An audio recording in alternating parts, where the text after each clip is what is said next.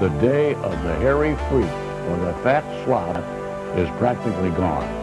Let the party begin. I've got snacks.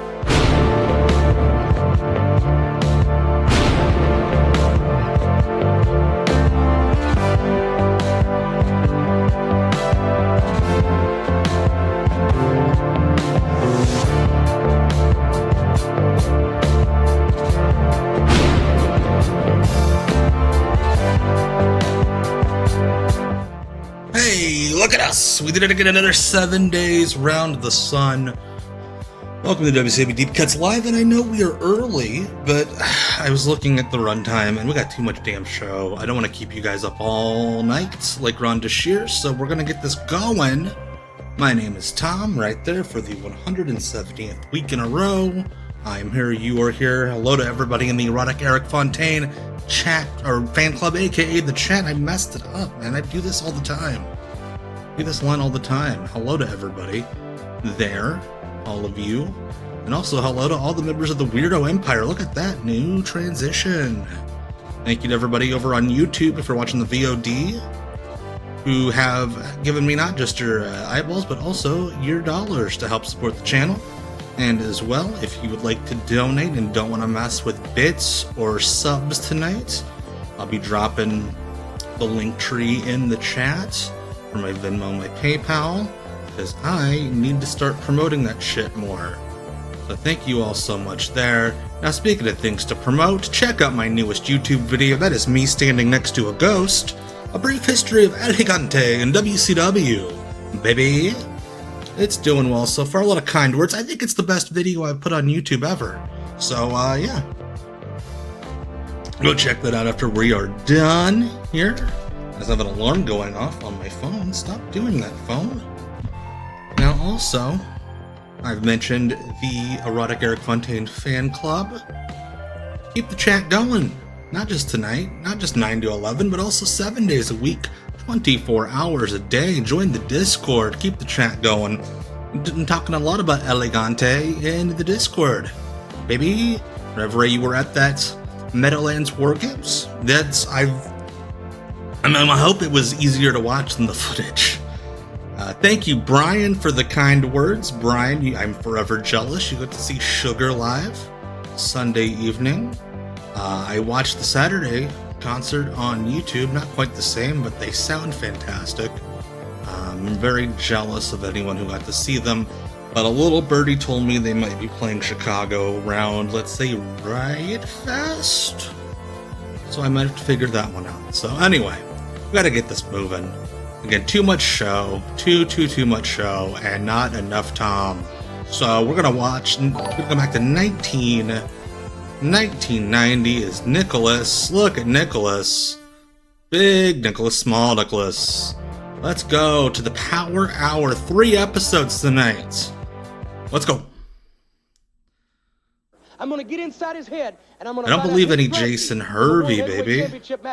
I am Tom Green. I'm not that Tom Green, Nicholas. Hello. On May 19th. Thank you, Rai. That the guy who's stronger. Yeah, that Atlanta show was awesome. If you did not, you're a YouTube member that did not see, you're not with us for Not Quite Wrestling. We had quite.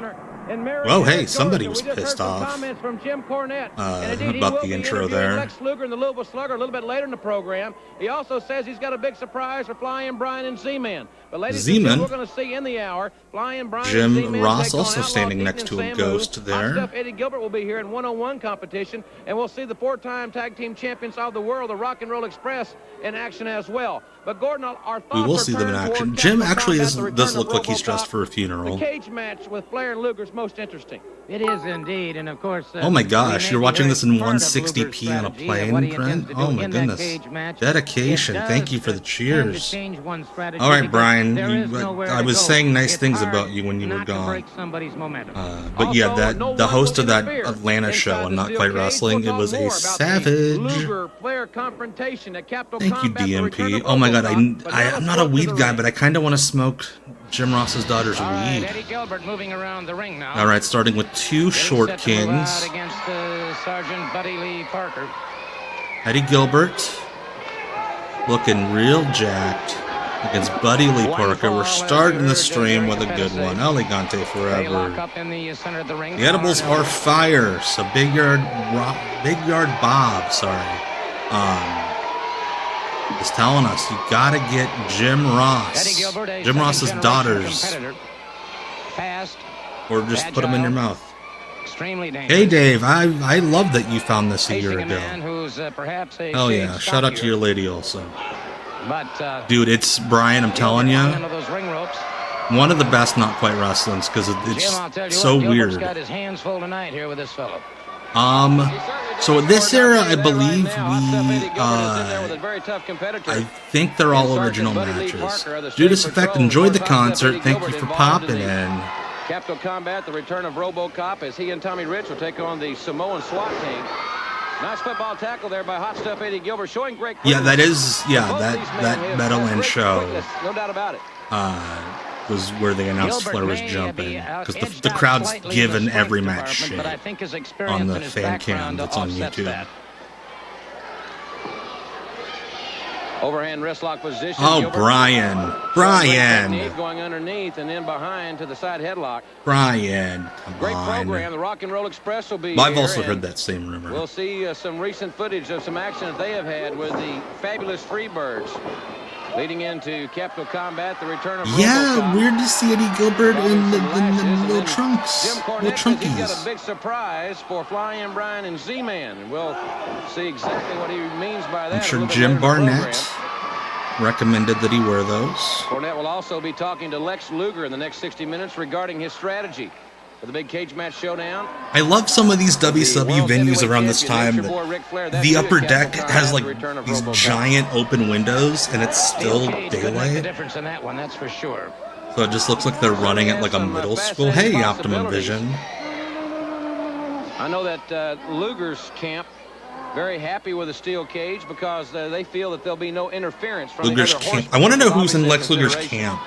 No question At this about time. that. We know later on his camp was like Harley Race and Mr. Hughes. Sergeant Buddy Lee Parker taking But I want to know who's in his camp at this time. Who's like his coach, his managers, sparring partners. This is Goldberg's trainer, Buddy Lee Parker. Dwayne Bruce. As Gilbert God, Tom Zink under Vince Russo would be ridiculous. Because he would... Oh my god! Wow! Buddy Lee Parker feeling flippy, baby. He had the leg grapevine, but got two out of it, and a big forearm. Oh man, your brother is handsome, Ghetto. Very handsome if he looks like Eddie Gilbert. Eddie was hot. That is Thomas Edward Gilbert Jr. And sources close to Thomas Edward Gilbert Jr. say that he just did a backslide. Shout out to Chris and Biggs. In the sheets. I just finished the Jerry Lawler Stacey Carter Patreon episode. Holy shit. If you've not read Jerry Lawler's book in a while, he fucking sucks. Important information that'll be coming your way in this program. I'm anxious to hear how Lex Luger Thank God Stacey Carter's still alive. Jim Cornette says that will be the subject of their kicking at his own fucking front door. I can't believe that Luger's because she's like locked it. She's terrified. I'm sure he's going to keep something back. The monster. I'm sure he will too. It'll be interesting to hear what he has to say later in the program. And Gilbert now firing up on Sergeant Buddy Lee Parker. Reverse the Irish. But there's a lot of meat. You learn a lot about Jerry Lawler and how Chris and Bix broke it down on their Patreon. You changed the locks on him. And again, like the fact that Stacy's remotely normal now, miracle. Clubbing blow to the tricep area of Hot Stuff Eddie Gilbert. Also, what the fuck did Eddie Gilbert do where he's getting beaten up by Buddy Lee Parker in a long match? Good slam. Scoop on TV. Lateral press, two. Oh, dude, it's so much worse. If you go back and read it, RBH, it's not just the begging her to come back. There's an excerpt where he said that he wanted to be inside of her when he broke the news to her, that he knew that she had been having sex and had left him for somebody else. Wanted to be inside of her. As Sergeant Buddy Lee Parker uses his power. He's awful. He's so weird. Gilbert and his great technique follows him in with a clothesline. Yes, we got the ruse. Turnbuckle pad covers. Kicking off a great wrestling weekend here on TBS. The debut of the Southern Boys this Saturday night. And there's a DDT by Hot Stuff Eddie Gilbert. You think when Eddie went to the locker room, everyone's like, you pouring out the DDT. As Gilbert fights back against Hey, Minister of Entertainment / Wrestling. We're just talking about some shit I learned on the Between the Sheets Patreon. They did an episode about Jerry Lawler and Stacey Carter. Was indeed. Pardon me, I'm surprised Gilbert was able to get back to his feet. On Jerry Lawler's back, he said so many facelifts he could touch his eyebrows to his ears. Remember that weird stint on Raw where like he had a facelift, so they couldn't show him on camera without something in front of his face? Hot Stuff Eddie Gilbert with a victory. Eddie Gilbert, he just got his ass kicked by Buddy Lee Parker for 5 minutes. Exactly the thing about Eddie Gilbert. He is And he has Sarge kicks out. Oh, also shitty stun gun there. Real shitty stun gun. And fans will be back on TBS, the Wrestling News Network with Gordon. Yeah, he kicks out right at 3.1. What an asshole. The eyes of the wrestling world are concentrated. Warner Studies, thank you for the raid. On the nation's capital, Washington D.C., where on Saturday Eddie night, Gilbert, yeah, he's on his way Eastern out. Time, Capital Combat 90, the return of Robocop. They don't have fucking will take graphics for place. the pay-per-view. It's all This is text. a pay-per-view. May I suggest that you call your local access station to make sure you get your reservation. local for this access great station. night of wrestling competition from 7 Eastern until 10 p.m. Eastern Time. I thought it might be interesting this week to go over the I think the first time somebody on a wrestling show I've ever heard them say, okay, this is when the pay-per-view ends. Going up against Mean Mark Callis. We know they always have like a Callis has set returned from time, Japan. but like He has perfected the heart punch. Johnny Ace. they normally is don't really say, going hey, have it's going to watch end at himself 10. in that event. And then Yeah, Hot it does Stuff look like Eddie Gordon's Gilbert propped and up. Wildfire Maybe, Tommy Rich. A potent some, combination Weekend at Bernie's going up shit against going one of the on. most ferocious tag teams in the history of wrestling, the Brr, Samoan SWAT ferocious. team. This one is really a toss-up. And then in a corporal punishment match, and we'll tell you more about that later on in the program. Stephen J. Neptune, it man, will thank be you the for Rock and upping Roll that Express sub. going up against the Fabulous Freebirds. You got fucking Robocop, you need graphics. On their body I mean, I before that figure you match just is want to over, put a before the picture up evening of is them, but over. there's no And then, pictures. a match that has incurred the interest of a lot of people. You can't even put up Such the as Paul text. Ellering going up against Nope, it's just Gordon Theodore Sully reading them R. off. Or as he calls himself now, Sugar Ray Long. This is hair versus hair. We have told Let's see what Robocop he comes must out return on the by short 5 end of till the this. hour. In a 6-man tag team match, the Road Warriors in Norman face Kevin Sullivan, the 400-pounder Bam Bam Bigelow, and the off-the-wall Cactus Off Jack. the wall. Then in the first of 3 title matches, it will be the U.S. Tag Team Champions, Flying Brian and the Z-Men, facing the Midnight Express with Jim Cornette, and the titles on the line. This is that just a evening. podcast. And then the NWA World Tag Team Championship goes on the line. This will be the Steiner brothers. Oh my Rick God, and Tiffany Scott from That's Steiner Atlanta. Going up against Doom. Well, we got headed the up Midnight by Express. Theodore They're still R. Long. fucking here? And Doom Ugh. is a team They're to wrestling watch. the Z-Man, Watch for Brian, a Flying possible Brian. That's upset gonna. here. And finally, in a steel cage, it will be Robocop, Lex Luger come facing on. Ric Flair for the World Heavyweight Championship. Yeah, just Flair gonna will have believe at Gordon. ringside I one. think they The probably Horseman will told be there. Gordon they were gonna have Robocop will be graphics, so there. he could like We hope you'll read be there in person off the or on page TV. all he wanted, That's but then they just WNN didn't for put this them week. up. Here on TBS and the Power Hour. Yeah, whoever Gordon taped this Sully back in hated Marietta, Georgia, the at Cobb interstitials Civic Center. In just a few moments, and we're the going to see the Rock bumpers. and Roll Express in action. But recently, they have been involved. Yeah, in some no, very the Road physical Warriors are on their way situations out too. with the Yeah. Fabulous Freebirds involving some leather straps. Yeah, and of Oh course, God, it's all I don't want to going hear come about to a the head at Fabulous Capital Freebirds Combat and some 90 leather Return of straps. Robocop when they go into a corporal match. Well, I want A to tell you corporal something. When you have match. 4 men in the ring, as the Rock and Roll and the Freebirds will be at Capital Combat, the Like Return of Gordo Robocop, looks like he's the guy each that man you will see have when a you first strap die, attached and to he's his like, wrist. "Listen, Now, the wrestlers will you're not going be to tied heaven together. / They'll have a hell." loose hanging strap I attached did. to I their tried to wrist. ignore it, And that leather Zach. strap can be used any way they want. The Freebirds certainly I know how to love use that Cecil. strap. Cecil They do Nix indeed, is as, in the we're chat. going to see evidence I have of no it in just a idea. moment. Back then, they Ladies just and had gentlemen, old people announce read the videotape. matches. We'll show you what's going on between Check the out Freebirds Cecil in and the action Rock and Roll Express on the as Mystery they gear Wrestling up for Capital Patreon Combat, the Return of once a Robocop. month Look for at this free on videotape. Evil Uno's Looking Twitch down, channel boys. and on the Mystery Wrestling YouTube. There it is. They're pinned and move, and that's it. So RBH, that has been debunked. It was believed to be that way, but Conrad Thompson texted David Crockett, and he's vehemently denied it. He said he found those at a hardware store. And now they've dumped Robert Gibson out. They're going after Ricky Morton. I think this might have been the Ding Dongs. Double clothesline. There you pissing. This label says Gordon's Gin. Oh my goodness. Now they have a leather strap.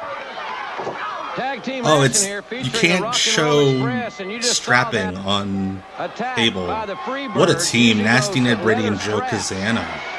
Unmercifully on the Rock and Roll Nasty Express. Ned rocking the Comments from old Ricky lady Morton and Robert Gibson. bathing suit A strap little in the bit back later of in the this segment. singlet. But Gordon, they have a most interesting confrontation signed with the I think Freebirds. that was at least one Combat Galaxian, to probably return to Danny Robocop. Davis. They do indeed, and corporal punishment match is the description Joe of it, Colt because all four of Kazana. those men will have leather straps Boom, boom. strapped to their Colt wrists. Kazana. Boom, Now the boom. wrestlers will not be strapped together. They'll just have about Yeah, a everybody got leather on-screen strap graphics to on their Power wrist, and Hour. they can use Enhancement that as a talent or weapon any not. way they choose. And as much hide has been deleted from the Ricky Morton, who carcasses wrestled of at Morton the and Gibson, ECW arena they'll this have a weekend major for score to settle GCW. against Hayes and Gardner. Oh, that was... I don't think he was supposed to trip him, though. Robert Gibson and Ricky I think that was a Morton, shoot four-time trip. tag team champions Nasty of the Ned world. going into business for himself. Oh, big knee lift with the there. shoot Robert trip. Gibson caught Nasty Ned coming in. But Robert Gibson recovers well. Got him right in the lower abdomen, and that really drove some Ned air. has a great rat tail It's here. going to be quite interesting, fans. Look at that thing. It's beautiful. When these four men, the Rock and Roll Express and the Freebirds, have their tag team match, all four will have a leather strap attached to their wrist. And those straps can be Joe used Kazana in the like ring. taking a He looks someone like to the woodshed, so what to speak. he is to Paul Lee, what Paul Lee was to Buddy Landau, what Buddy Landau was to Ric Flair. Well, I'll tell you something. I have seen a couple of those Mike Atkins, matches, the referee, sometimes termed as country whipping matches. an amalgamation of all the other referees. They are certainly memorable. As a fan, I or like as a Ricky Morton commentator, you even don't now. forget Again, he them, and doesn't do a obviously, lot, if but he you doesn't are need receiving to. end It's of Ricky that Morton. leather on your skin, you're not going to forget that either. There'll be some well Joe springs, Kazana's there's no question about got that. some hair on him. Morton and Gibson making the exchange. They'll tag in as frequently God as started commonly as pulling anything Nasty you'll Ned's ever hair see back. in wrestling. He's on my They hair. are indeed tag team specialists, as are the Freebirds. Hey, William, you missed a really long Eddie Gilbert, Buddy Lee Parker match, and now we were watching the Rock and Roll Express work over Joe Kazana's arm. But that factor that we have to Ricky, look at and pay examine, fucking Gordon, is the fact attention. that it won't be just a wrestling match. Stop looking at It'll be that a match 14-year-old where in the crowd. I think intestinal fortitude and tenacity will be of the utmost importance, because there's going to be times during the match when someone Yeah, Jimmy Valiant had his last match, I think, last weekend. physically with a leather strap on their bare skin. I got some Jimmy Valiant news coming up after this Pain is match. the one who's going to That'll emerge keep everybody victorious out of intrigued. that one. Well, the Rock and Roll Express Class makes some tables comments match, after God. the last match. Coach Tony K, what did you Move there by start? Ricky Morton, using that arm much like a spinning toe hold. Same philosophy. It'd be a spinning finger hold, Jim, because it's not a leg. Right down against the bicycle. Some would consider it hot Jimmy Valiant news. So many big things happening at Yeah, Jimmy Valiant, Return of Robocop. 85? 75? will be, as we said, Jim Boogeyman Cornette will be loves you, interviewing Daddy. the challenger I want a for the bookie heavyweight bag. championship and the reigning United States Keeps his champion, gear in the Lex boogie Luger. bag. A little bit later in the Does program. Mae Young still have the oldest I think so. I think that match she wrestled in that Raw where she got dizzy and fell out of the ring is still the record. I cannot imagine anybody being... Should be a very high older impact match. than The Mae Steiner there. suplexes, the Frankensteiner, the Steiner line. She wanted to wrestle when she was 100. Power of Doom, of course, the deciding factor could be. Jimmy's 83, okay? I knew he was in either his late 70s or early 80s. He's 83. I think May was 85, 86. Gets back on the offense. Chick Donovan, by the way, just retired recently, too. There was a whole big controversy because Again, In his last match, he wrestled, I guess, a student of his, and at the end of the match, he had that student unlace and take off his boots, and that student was a black man. And that picture got posted a few places without context. Exchange had been made. No, he wasn't, and that drop kick really caught him by surprise. Mike Jackson's in his 70s? And sometimes more of a barroom fighter than a wrestler, and he's double tough, but he's taking some punishment now. I think Mike Jackson, if he's alive at 100, he'll do dives. Dory Funk, I think Dory's early 80s. I don't think he was older than Boogie. But yeah, Dory Funk Jr. in the exploding ring match is awesome. Mae Young wrestled at 87. Thank you, Cecil. So yeah, Mae Young still holds the record. A knee drop right on the deck. Keep Nasty Ned over in their corner and not give him a chance to tag up with his partner. And their perseverance has got. Dory's 85 now, so I guess he was older than Boogie is now. I got the feeling something's afloat with Flying Brian. Yeah, man. Grandma Stasiak in Memphis. We gotta watch some of that. We watched some of her Bay Area wrestling work on one of the early Off the Grids. She was fucking awesome. And Nasty Ned having a great deal of trouble standing as the yeah, that late cool match where she almost falls out of the ring is unbelievable. Yeah, Fujinami still isn't Fujinami Tatsumi Fujinami still wrestling like regularly, and he looks fantastic. And as long as they keep working on that. Also, this match is still happening. Why?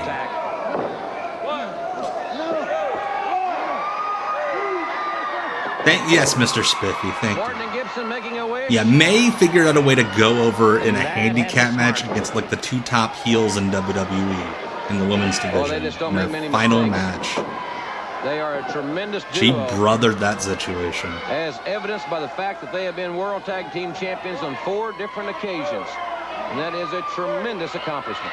It is indeed, and right now, Nasty Ned, I think, would like to be that little tiny ponytail is something. I keep saying this. I need the jump on getting shirts made, and one of them will absolutely say, "Why is this match still happening?" Successfully on the legs of Nasty Ned Brady. Nasty Ned rakes the eyes. Now he's a tough customer. Yeah, they had a meeting backstage. We should have longer showcase matches on these shows. Give these things more wrestling. But who will be in these matches? The enhancement guys. Darkness Crabtree never had his age documented, so we don't quite know. But he was an older fella. Used pills when he wrestled.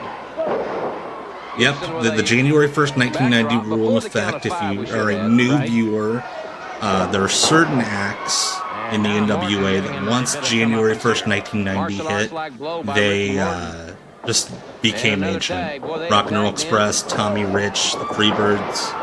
Like, they were cool in like 89, and then 90 it flips over. It's like, why are these 90-year-old men wrestling? Alright, there we go. Jim Hurt didn't really, I mean, he sat in the booking meetings, but he didn't book, per se. He just, like, complained. Alright, match is over. They're gonna sign to Robert's family. Oh, Mr. Ulala is still wrestling. I think he's like the tag team champion in ECWA. We beat you twice, but then what do you want to do? You want to bring out a belt and whip somebody? Look at Brothers back here, bro. Look at Brothers back. God. It's not over. You're just getting right down to the nitty gritty. That's his best friend. You know, every dog has got his days, Freebirds. You come out here and tell the whole world that you are the greatest tag team, the greatest rock and roll band in the world. Well, that's passe. It don't mean nothing to us. I've been in a lot of battles. But I have what was that, Ricky? Did you have a stroke? By a belt. So you want to I'm a lot of battles. The only way to fight fire is to use fire. Look at my back because it's on fire right now. Robert's look at my back. It's hairy. Michael Hayes and Jimmy James. We don't care what it's gonna take. Whose toes we gotta step on, but brother, we're gonna prove to you. Whose toes do we have to suck? Who's the greatest rock and roll team around here? We don't care what you say. You're the first one. Oh my God, he does look like Hillbilly Falco. With professional wrestling, we don't care what you think. Clearly, because you just wrestled an 11-minute match. Merchant bag and 5-stream streak. Hell yeah. So now the time has come. So before you make your next move, I love that Sting had to make an appearance at this pay-per-view. even though he was still rehabbing his knee, because they had taped these commercials like 5 months in advance before he got hurt. Can't see straight, I've been whooped so hard. Oh hey, this is a brand new arena. We're in center stage now. The total package, Lex Luger! What a good song. So I found out recently, Capital Combat, as Lex Luger hits the camera, holy shit, those jeans are tight. Capital Combat was originally going to be called Armed and Dangerous. And then Turner got involved and were like, y'all can't have a pay-per-view where you're advertising that the wrestlers are gonna all have guns. Gotta change the name. Corny looking like an assistant principal at Mother's Day brunch. Looking around, supervising lunch recess. Like I said, you got the biggest match of your life coming up May 19th at Capital Combat. Yeah, why is Lex Luger dressed like a referee? This is his referee attire. Billy, your pants are too tight. Now, what I want to know, and what all those people out there want to know, what all those also, Lex, yeah, the camera's over here, buddy. is what kind of Stop showing off your ass. Good, it's a good ass. Don't get me wrong. Before we talk strategy, May I gotta 19th. say that Ric Flair has really paid himself into a corner this time. He paid himself into a corner. Doubt Lex, about not the right term, bud. Yeah, I'm sure they think so too. You know, you sound real He confident, paid Luger, himself into a but let's just corner examine this. with his You may allocates. be younger and hungrier than Flair, but he's an experienced veteran. He's been in a cage against all the top stars of professional wrestling. He even won one of his title reigns in a cage against Harley Race. Yeah, So Lex how is are a you smart gonna guy, compete but the against a problem guy is the brain and the that's been mouth that are many not times going in same a steel speed. cage? Ric Flair has been the best in this sport for a very, very long time, no doubt about it. But right here isn't any chopped liver, Jim Carl. I've been three-time U.S. heavyweight Hey, champion. Blake. World Tag Team Curtis champion. Luger, I've done I it think, just all fucked up in this saying sport chopped except liver. for one thing, and that's the world's heavyweight title. Well, now that's exactly right. And you know something? You've had a lot of chances. He sounds like when I'm for the editing the World audio Heavyweight for like a Championship deep against cut, Ric Flair. Why do you and think I'm now, just above all looking those at other the times, is so different? audio What makes this wave, match and I so accidentally cut special off like that the you last think you're syllable gonna of capture the words. title? One Chopped reason liver, and yes. one reason He did. only. He just called him The Jim steel Cart. cage that's going to be around that ring. And I want people He's trying to get understand the significance of that. this promo For a year over in and a as half, few of syllables as there's been possible. one constant, and me and Ric Flair in the ongoing feud. And that's God, been he's so outside wet. interference. I don't cry, I don't whine, but there's been outside interference, whether it's been J.J. Dillon, Tully Blanchard, Arn Anderson, Ole He's just Anderson, bitching about all these people that don't work there anymore. J.J. Dillon, Tully Blanchard, Big Bubba Rogers. He fucked with me once. One Man Gang. Randy Savage. Man to man, I will never ask for a world title match again. Well, you sound real Carter confident, Luger, but one quick thing before we go. What are you going Yeah, to he's change like about Gabe this match back in the on one Ring that of you Honor wrestled? commentary back in the day. This is a blood feud. Because I think that I'm the better wrestler. Even if I did, I certainly wouldn't tell you. But the bottom line Wait, is I this. think I'm the better wrestler, but I certainly wouldn't. Those are like three different sentences. It's gonna be See, around my waist. There you have it, Lex waist. Luger. He's confident. May 19th is his day That- with destiny. if he would have said all the words, it would have been a good promo.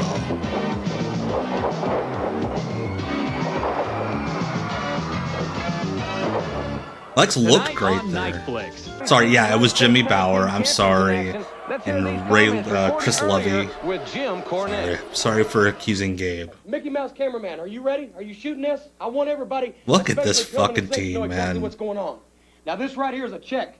As you can see, it's for a lot of This money right here is a stolen by my mother's check. personal account. This right here is a I tie. don't care These are how you do it. glasses. I don't care when you do it. That's I a don't care camera. what happens?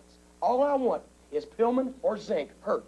Both would be nice, but all? one I'll take. That Because all? I want to make sure on May 19th. Joel Deep that they're and only shells of their former Samu. selves, and there's no way. Fat they can Two beat and the Samoan Midnight Express. They'll be Savage were easy out of pickings. Now there. look, if you get fined, I'll take care of you. Your kids will go to college. If This you is get my suspended, racket case. you'll be in pineapples for the rest of your life. I'll take care of you. I promise. Whatever happens. The rest don't of your throw any life? punches. Use every trick in the book because one way or another, I want Pillman or Zink or both hurt, and hurt bad.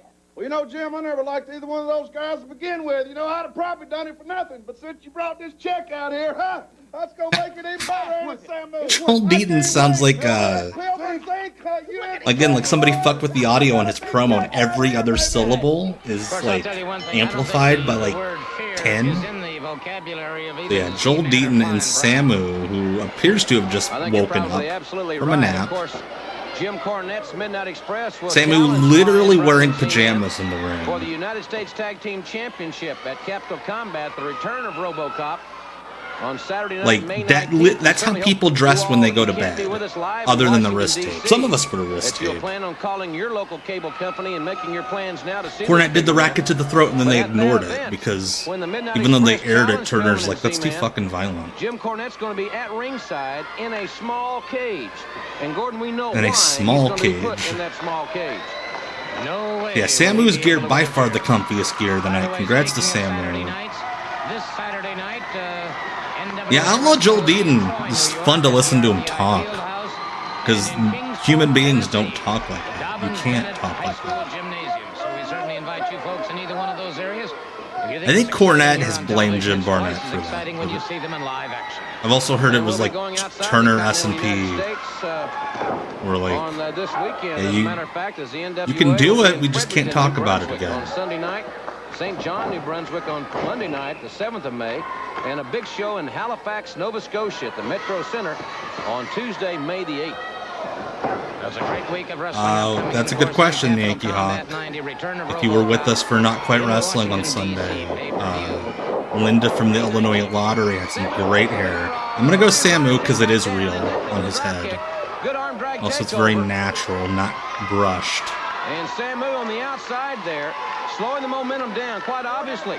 Pillman and I wanna hear Zimmerman these two like to talk keep the tempo strategy. Very, very fast, for the lack of any better. Like, I genuinely don't know if Samu's awake. Well, if Mr. Cornette is not successful in his quest to injure either the Z-Man or Flying Brian, I think Brian's just trying to wake him up. by putting a team this tough against them this close to their title defense. You know, this tough team of Samu and Joel And, Deaton, Outlaw this Deaton certainly have nothing to lose A-list and team. everything to gain here. Yeah, Joel Deaton was an All Japan guy for a bit, and he was in the video game. Yeah. Donovan, thank you for the follow. And a karate kick right to the face. 302 pounds. Yeah, Samu's just like And remember, here their because he needs the instructions money. From Jim Cornette was Didn't feel mother's comfortable money in leaving like his hand cousins or his brother I did. don't care if you win or lose, just hurt one of those guys or both. So you can see right now that Outlaw Deaton not going for any pinning predicament. Succession of high-risk moves, missed with that clothesline. That's a good point, Rev Ray. Will Samu collect the money? Oh my God, that's a great bump. Will Samu collect the bounty Well, money they're not going to make any bonus money. from Skandor Akbar's butt? No, they aren't, but I'll tell you one thing. I have to look at That's Deaton it. with Could you imagine the next episode? Here's the medic, and it's just a big Samoan guy in pajama pants. And he's back on his feet. This guy is I think the over-the-top rope rule, if you toss someone, DQ. If they go flying because of, like, gravitational pull from a move, not a DQ. Position here. Oh, miscalculation there. Hinondo, this is not when Bill Watts was there. This is like 2 years before that. Brian tucking away, and They absolutely did care before Bill Watts. Anytime they needed a cheap finish to a match over the top rope. Well, Cornette made that boast. He made the proposal to these guys. At the top of the program, he said he had a big surprise. Now, is this a surprise? The bounty Exactly, like there has to be intent. His polyester sleeve. You never can tell with Jim Cornette. Outlaw Deaton with a side headlock. He's got it locked in on Flying Brian momentarily. Pillman going for the waistlock. Stepping underneath. Using that leverage, and the Outlaw. I love how Joel Deaton's like, nope, I will not do what you're planning on doing. That is stupid. And sends him to the far side. Missed with that clothesline. Pillman with a scoop. Well, Sets him, and here comes that press arm drag takeover. I think the cactus clothesline was like Because he went flying over too? And some quick damage done by the Z-Man before the count was broken. Nice move there. But there was an attempt to explain shit like that. They were just were not good enforcing it. At enforcing it. I'm pulling a Luger, forgetting words. It was a good lateral drop on the part of Zink, and was it, Gordon? Was it a good lateral drop? In that corner. Fans, we have been talking with Woman throughout the week, and she tells us that no, Jim, you've been calling her incessantly like a creep. Horseman situation. We know that they have. I missed it. Apparently, Joel Deaton tore his pec.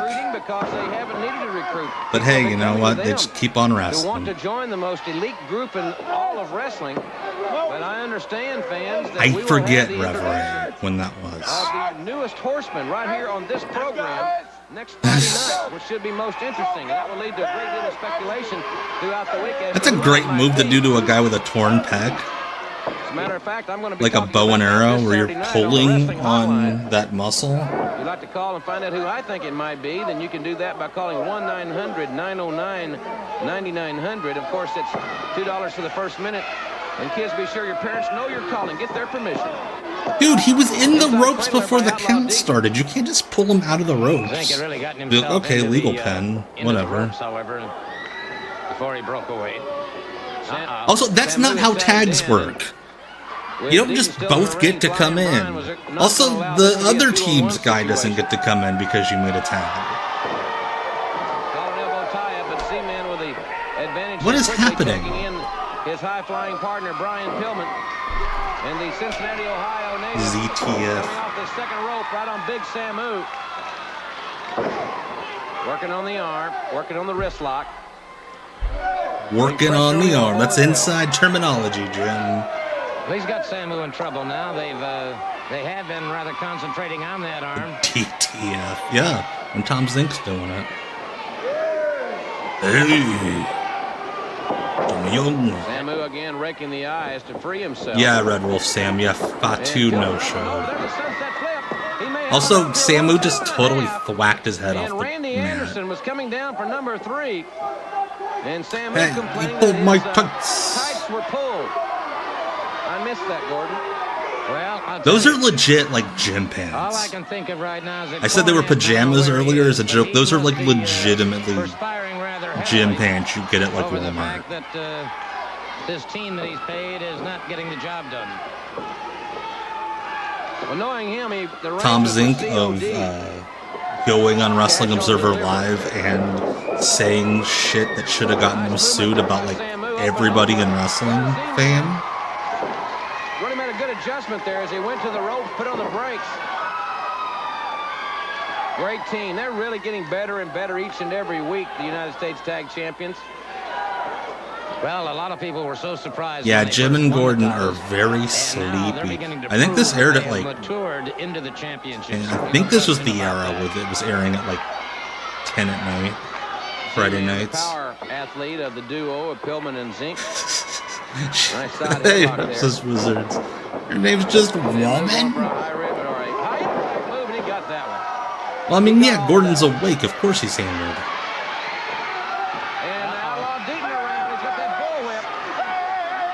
The Z-Man. And the Z-Man, gasping for air, falls right outside here. He choked him for like 3 seconds, and Zink's acting like his Adam's apple was crushed. And now Outlaw Deaton attacking Flying Brian. And Samu has got the whip back in the ring. Yeah, that's right. Yeah, that's what stopped Tom Zink was the shit around the Luger 911 call. But I went back and looked at some old Observer Lives, and Meltzer stopped letting him on the air once they hit terrestrial radio. Internet radio was fine, but when they started doing shows on Sports Byline, Meltzer had to stop letting him on because that's too close to the sun. You're gonna get sued letting that guy on the air.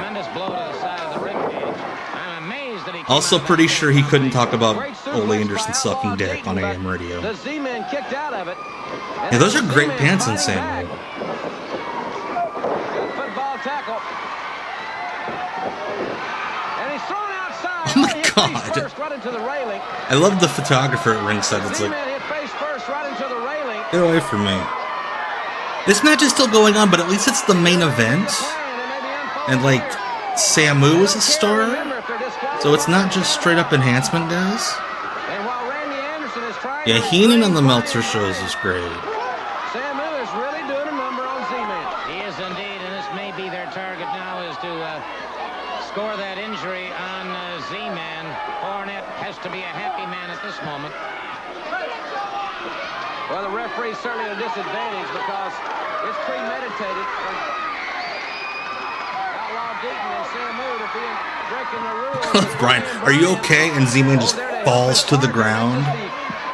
And then Brian's like, cool, you got it. Walks away. Oh my God, Tom Zink taking a bump on the floor in this match. He's like, yeah, my tag's hanging out of my elbow pad. I'm the man. Samu and Outlaw Deaton will be collecting a check. Why don't grannies go to wrestling shows anymore? I mean, grannies can't afford to go to WWE shows, and I don't know. You'd think John Moxley would be the type of guy that would appeal to grannies, but he just isn't for some reason. RBH, I think you're talking about the Rock and Roll Express. Those two can't understand each other. Neck bias applied by Outlaw Deaton. He's got a very wide base. I love the lady in the front row just blowing her nose, Twisting the neck of Z-Man, who's talking shit about the matches. And Flying Brian, there's a cheap shot there, knocking Pillman off the apron. And there was no tag made, I don't think, on the other side. Ooh. There's so much action in and around. So I love that because it's cheating for the sake of cheating. They didn't need to distract the ref. They could have tagged. Look at Randy Anderson. Hey, dipshit. I saw it the whole time. You didn't tag. There was a tag. I don't think he's going to see it, and the referee's not going to allow it. I think Randy Anderson might punch one of these dudes. I saw the Man Like Doris story with the grins on the BBC. That was awesome. Consistent in his rules. Pillman perhaps prevented the tag. And Brian brings it up too. Yeah, that shit was awesome. I saw the BBC clip. John Pooperton, great last name, of the Ohio Poopertons. Thank you for the follow. They've rammed him face first and neck first into the railing. Go Zeman go. Go Zeman go. Sure, this game plan reeks of Jim Cornette. Hey, there's Bill Apter. Very effective at this juncture. Is he the only photographer to like wear a three-piece suit at ringside? It's very formal. Pull the hair, Samu, pull the hair and take him down. Z-Man was in position for the tag. Oh, but he missed it. I love that. I love that sell. It's like, Z-Man near his corner. And this crowd is very into this match of all things. Also love Joel Deaton getting himself trapped like that. There's Jim Cornette. Hey, this is a check. This is the check. And the U.S. Tag Team Champions are back in the swing. There's Cornette. He hit the rope. Pillman took a flip bump because he hit the rope. Yeah, Joel Deaton is good. Oh my God, if they would have had Pillman and Zink lose to this team, I would have lost my mind. He didn't know he hit the rope. Let's be real, Jim. We all saw what happened. Intestinal fortitude. And now Cornette is on the apron. Cornette literally just goes, okay, jerk him off now. The Bulldog headlock. That was kind of cool. Put on the brakes. Z-Man clothesline Deaton. What a matchup. Okay, that ended well. Surprised me.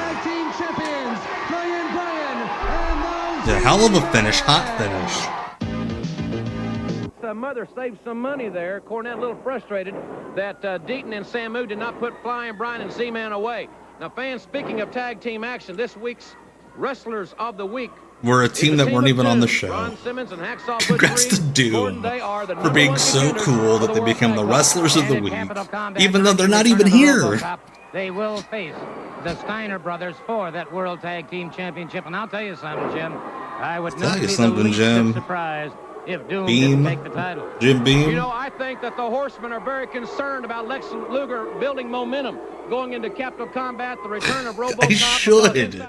Good point, Brian. All right, so before we go to the next episode, I said I had some hot Jimmy Valiant news. I'm back Sunday for Off the Grid.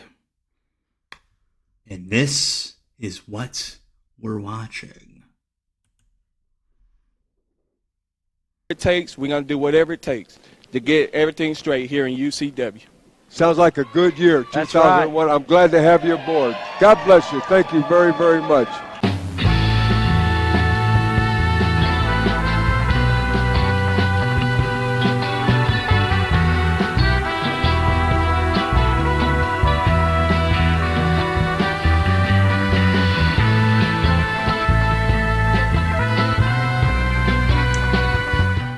All right, that is what we're watching Sunday. I found that on YouTube a couple weeks ago, and I was so happy. 2 hours of the Boogie Woogie Man, Jimmy Valiant, on commentary for the South Carolina Indie. It's great.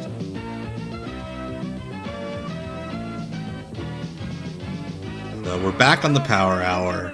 Gordon looks like he woke up a little bit this week. We'll describe the action for you. We just heard from Jim Cornette, and Gordon, I know you've been in the locker room area. Do you have any locker room area? They won't let him in the locker room. He just hangs out around outside of it. Because I heard about the announcement upcoming. However, they got here, sequestered themselves in a locked dressing room. I don't know. Ladies and gentlemen, we'll find out who the newest horseman will be a little bit later in the program. Plus, we're going to see Tommy Wildfire Rich and Hot Stuff Eddie Gilbert take on the State Patrol. We'll show you that big altercation last week involving Lex Luger and Sting and the Horseman. And that's when they introduced Barry Windham. The new horseman is not Barry Windham that we're going to meet in the hour. Plus, a big six-man not Barry tag Windham. match. Norman, Captain Mike, and Abdullah versus Sullivan, Bigelow, and Cactus. And what a trios match. Combat 90, it'll be Norman and the Road Warriors against that team. This should promise to be a good tune-up. Should be a great matchup. Let's go to our first event. Oh shit, the feud continues. Last week we had the singles match. Now we have the tag. Rainsville, Alabama.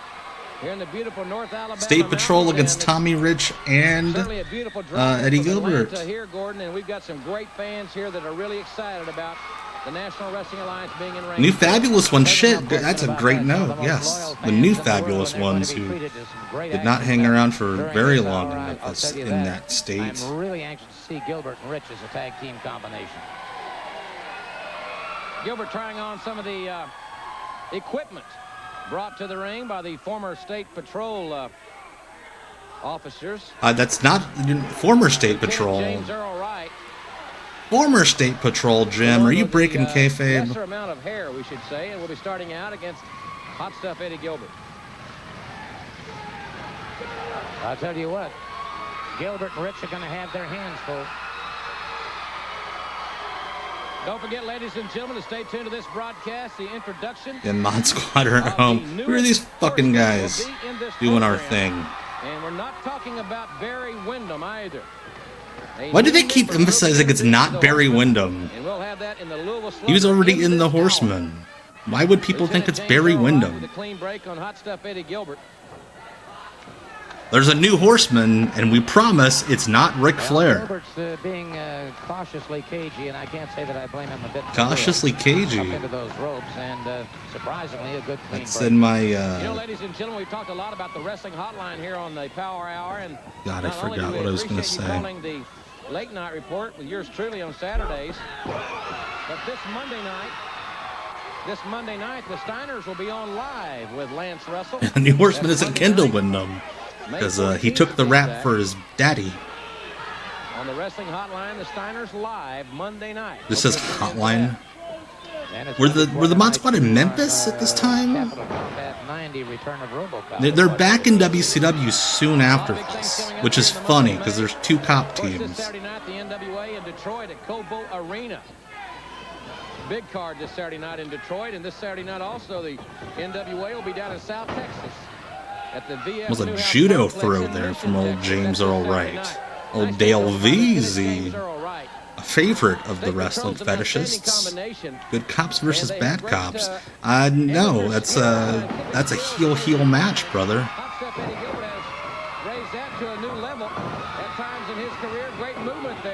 Eddie Gilbert looks fantastic here, like physically.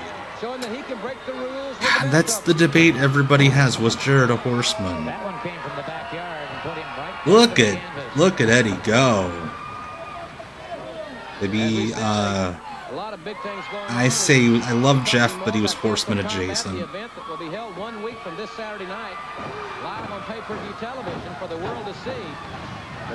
Look at Tommy's tan. It looks like his skin's melting off of him. NWA in Chicago this Sunday night, UIC Pavilion. Also in Galveston, Texas at the Moody Center. The Moody Center. Parker dishing out some punishment there, and Tommy Rich was a step ahead. Rich drop kicking. The sergeant right out with his superior, the lieutenant. And why don't let you do that? They are certainly not too pleased whether this match is progressing. Tommy won a free month of tanning and just did it all in one day. Randy, don't call me Pee Wee Anderson. Here on the Power Hour. Then why did you keep calling him Pee Wee? Detroit, Chicago this weekend. Also Monday night will be in Indianapolis, Indiana. My first time in Indianapolis. They were in my neck of the woods. Convention Center Monday night, and Tuesday night in Battle Creek. That convention center's tiny as shit, by the way. Like, you would not think that a company on cable television would be running the convention center in Indy. No. Yeah, you'd think that if Tommy Rich is wrestling cops, they could have just ended the match by, like, pulling out any number of warrants they had on him for, like, child support. The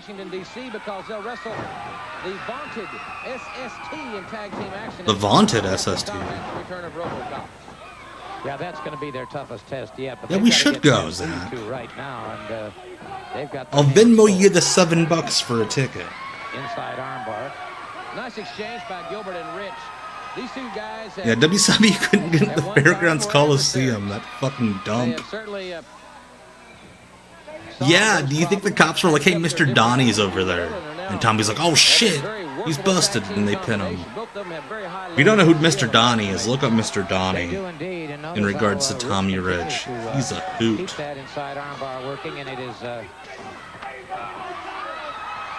Incident 73, thank you for upping that sub, my man.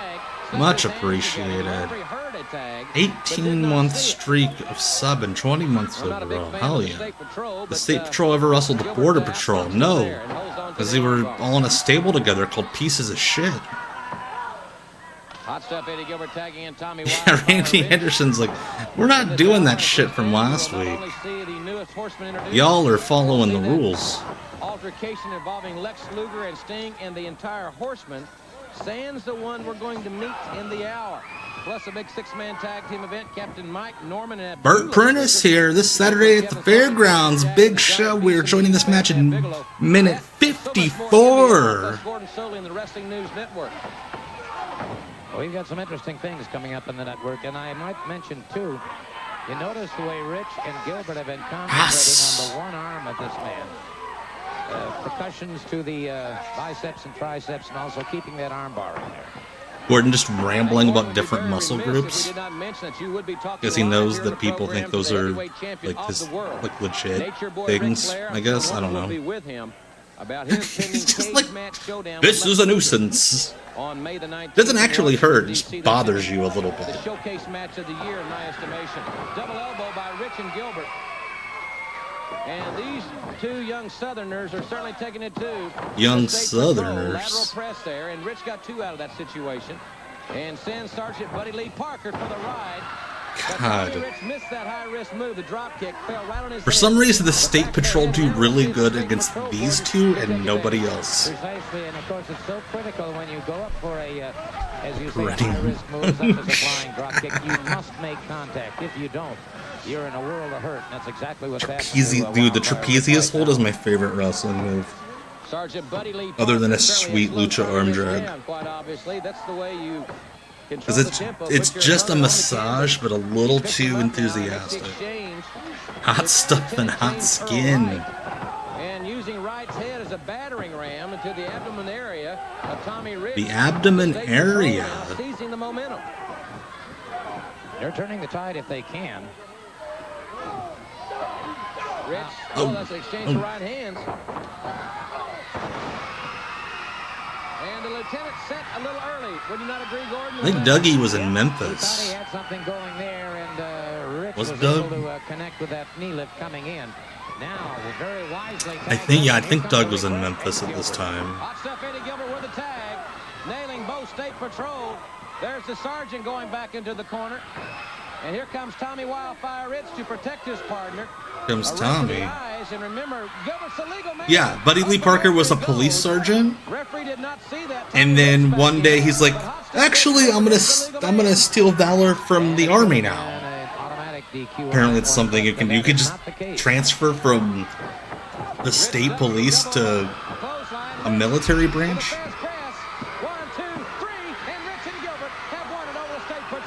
There we go. Hey, it ended a couple minutes faster than the last opener. Boom, boom, boom. They misspelled Gordon Soley's name. That's not even a spelling of Gordon. Welcome to the Wrestling News. Gordon. And of course, the That's eyes of Gordon the wrestling world are Soley. focusing on Washington, D.C. and the D.C. Armory. Saturday night, Gordon. May 19th, from 7 until 10 The p.m. Great Gordon. will That be sounds like a in guy that feuded with Capital like Antonio Combat 90, Inoki in like the return 70s. of Robocop. Let's take just a moment now to analyze At least we some have of a the picture in the situations that have been background. occurring. First of all, as Gordon we learned Soleil recently, Barry Windham calling a has suplex. joined the Horsemen. Now, this bodes ominous news for anybody who goes against the Horsemen. And then another Horseman will be named tonight here on the Power Named. Hour. In just a little while, Maybe they Ole just bring a Anderson guy will be out. It's bringing like, us okay, here's more your name. information as to the newest addition. Yeah, maybe to the Gordon Horsemen Soley group. is like Another Gordon note that I'd Soley, like to bring up Stefan is that, Raquel. this will be my last evening working with you on the Power Hour. Paul E. Dangerously is returning. He'll be co-hosting with Jim Ross. It's been a pleasure to work What with if Jim. Paul E. got the Looking forward Wrestling to News hearing the Network? comments of Paul E. Dangerously. Some of the dumb I'll be shit he taking would on some say. special assignments, and we'll also be doing NWA wrestling wrap-ups. I'm looking forward to the forthcoming weeks of work. Now let's take a look at Flair and Luger. I'm looking in a forward steel to cage. the NWA 20% World Heavyweight pay Championship on the decrease. line. What effect can the Horsemen have? Well, frankly, I don't think they can have any effect because they're going to be outside the steel cage. And Lex Luger has made You the don't know statement shit, that he Gordon. can't beat Flair. Don't know shit. One-on-one by himself. He will never again ask for another title match. I'd also mention, too, that the NWA just completed a very successful Canadian tour.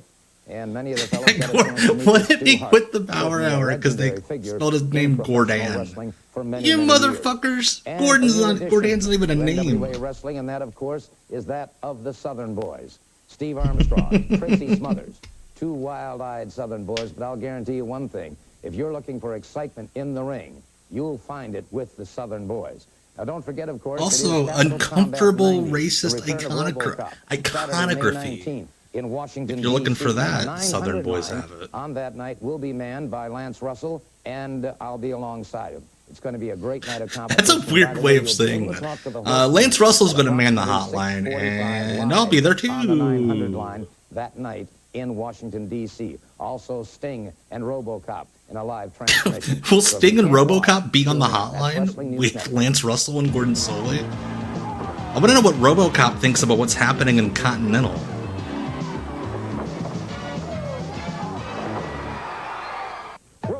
Random ass main pay-per-view main event on the Power Hour. Ric Flair, the Steiners, Sting and Robocop. Steiners. Combat 90. RFK Jr. box office? Go there to buy your dead worms? 17th, Memorial Gym Hazard, the Road Warriors and Kevin Sullivan. Wednesday the 16th, Paul Heyman was the non-wrestler heart and soul of ECW, was the non-wrestler heart and soul of WCW. Tony Schiavone, maybe? I don't know. Again, Indianapolis, it looks like we're just getting Barry Windham and the Z-Man. Like, that's it. Show up, watch two wrestlers. Galveston just gets the Freebirds and Cactus Jack. Gary Spivey, the heart and soul of WCW, that's right.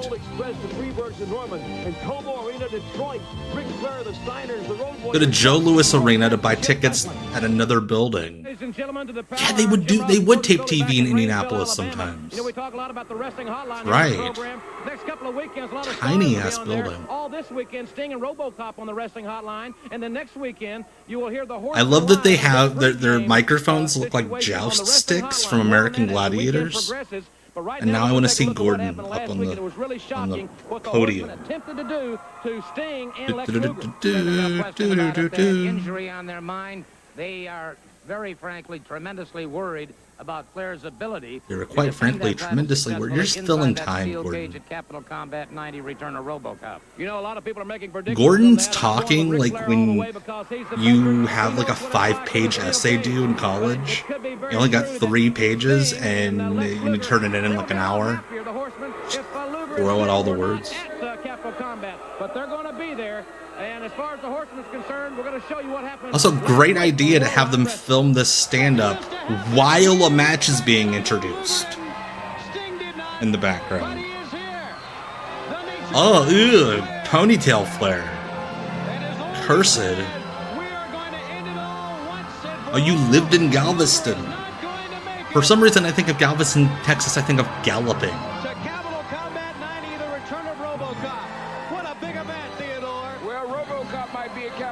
That's sad that Paul Orndorff's career was ended and Gary Spivey was there probably at that Clash RBH. Yeah, I hate the ponytail on Flair. I hate it.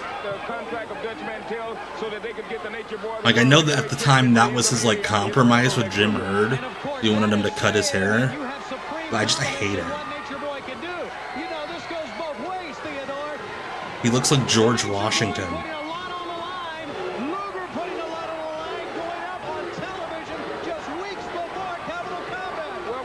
This is doing the pay-per-view main event on free TV is insane.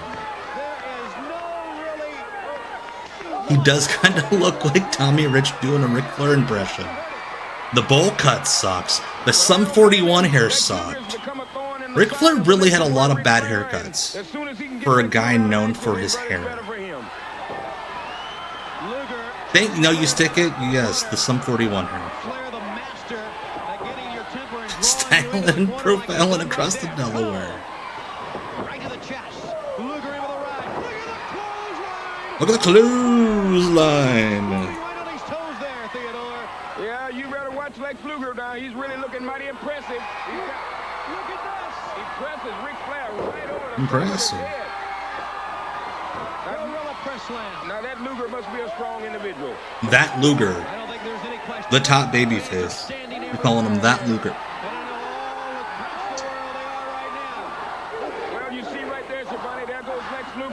My name is Alexander Hamilton, and I just came. Into the corner, over the top, down to the floor. Yeah, Ric Flair's current hair, but he's old. Like, that's the one thing I'll give him. All the other shit is sad, but he's old, he's supposed to lose his hair.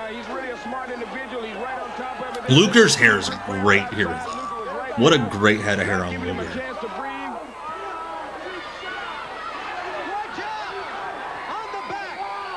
I love this era when they didn't have the folding chairs at ringside, so they had to use those shitty classroom plastic chairs. Like, how do we use these without killing a guy?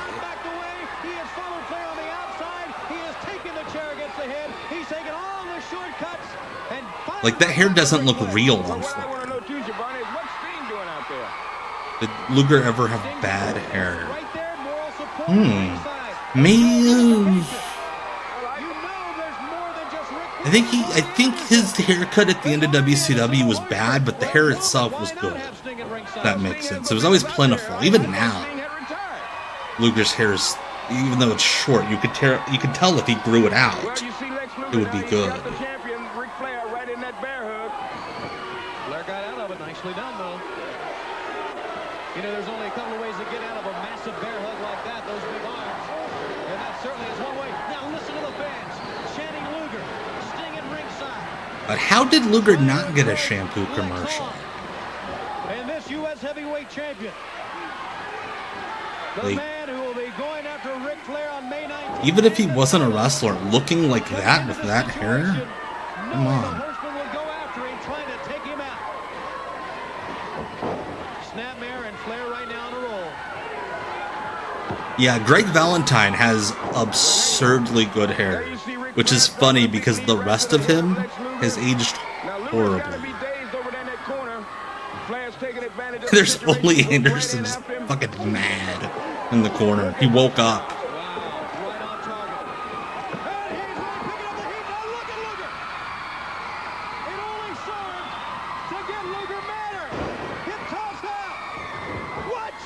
Oh, that's the... I love the old lady in the front row was like doing like the Prince Nana dance when he went over the top rope. A heel fan, a heel granny in the front row. Yeah, Ole's over there like, fuck. I'm looking at all these fans. You could beat Tom Zink. You could beat Tom Zink.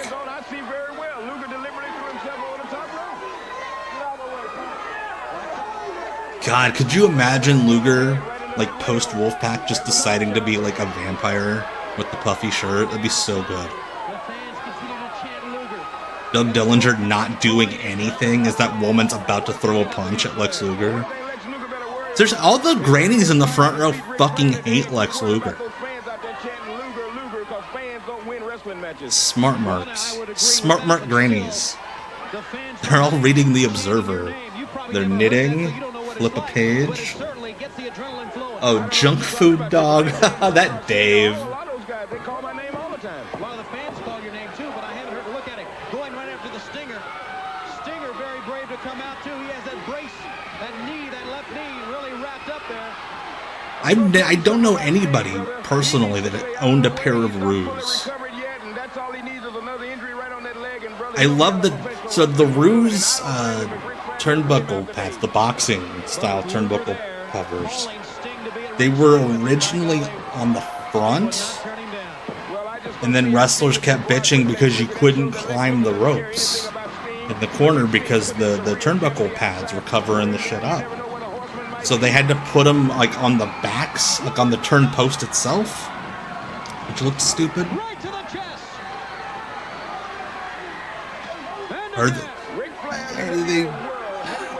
Are they Brian's granny? No, because I don't think they're yelling racist things at Luger. I just don't think how to address them. Oh shit, your sister had Ruse.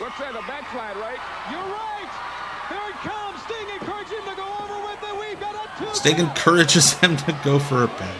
That's why he's the world heavyweight champion. True, Reverend. That's a good point. Should have thought of that.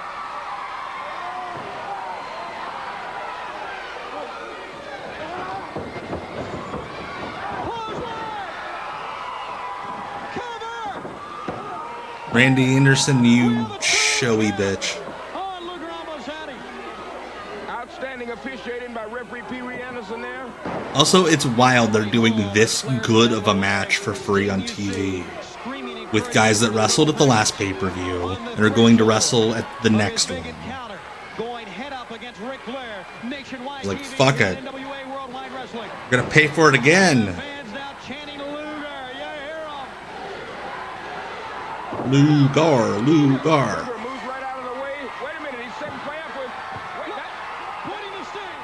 You, all of you, you're all here. Watch me do this. That's Ric Flair's favorite move down the figure four. Wait a minute here. We might have an upset right here on national TV, Giovanni. Flair's into the ropes. Into the ropes, yeah. Yeah. Got a rope break. Excited. Jim Herd was replaced by Kip Allen Fry. Luis. Very underrated era of WCW. The K. Allen Fry era.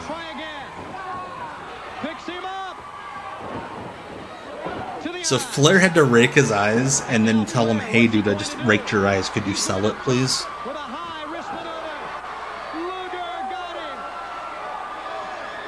Oh shit, he got some air on that one.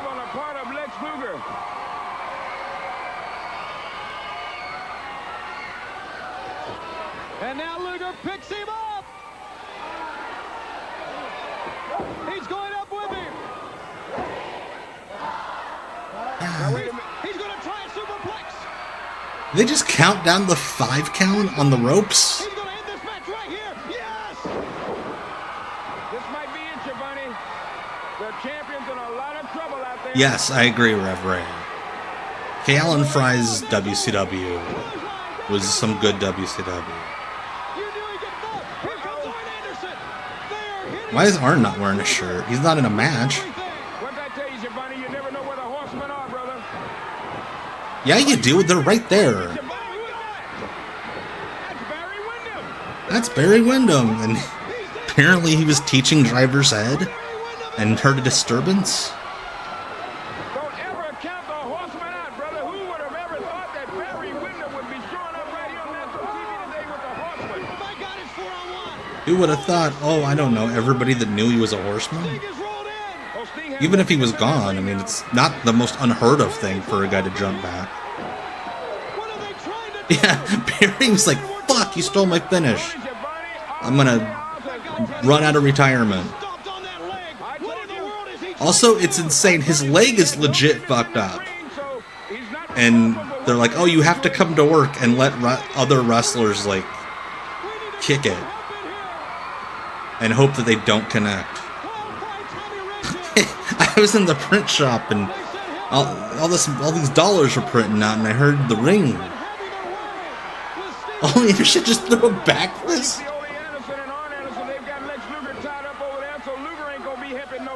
And now, brother, you see Ric Flair. He's got a hold of Sting in that injured leg. Wait a minute, what's Ric Flair going to do? No! This is absolutely horrible. I love it. I love it. Is that Johnny Ace? Surgery on his leg. Trying to end his career. We're not talking about just ending a wrestling career. The man may not be able to walk if they keep this up. Look at this. Well, that's just too bad. Oh my God. Well, the Flair's like, this isn't a match, so I don't give a shit if you're holding the ropes.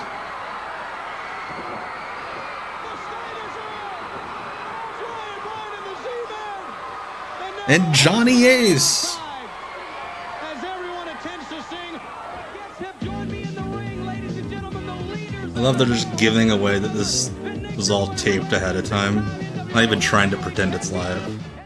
My guests have joined me in the ring, ladies and gentlemen, the leaders of the Four Horsemen. God, Flair, I hate this look. Flair, the 6-time NWA World Heavyweight Champion, and of course, the spokesman of the Four Horsemen, Ole Anderson. I love that Ric Flair needed a spokesman. You talk about the Four Horsemen. People out here love the Horsemen, and I don't blame them. We brought out Arn Anderson. We brought out Barry Windham. Hey, I'm wearing the same shirt as that lady in the front row. Top that. Well, I tell you what, when it comes to surprises, there's nobody better than the Horsemen. We got one more. That big is announcement ominous. to make. One more I'm sure Ric announcement. Flair surprised many people at the hotel. And we want to bring him out here right now. Take a look at the new Horseman. I love this Ole look where he's wearing a belt and suspenders. I can't fairly say Luis. I don't watch TKO WWE. Look at this impressive motherfucker.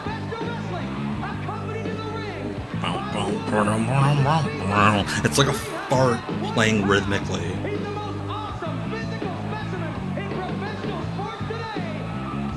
The man, the ruler of the world. I watch a little bit of TKO AAA, not full shows, but I can't, not enough. And the next guy that's going to have a tough time, well, wait a minute.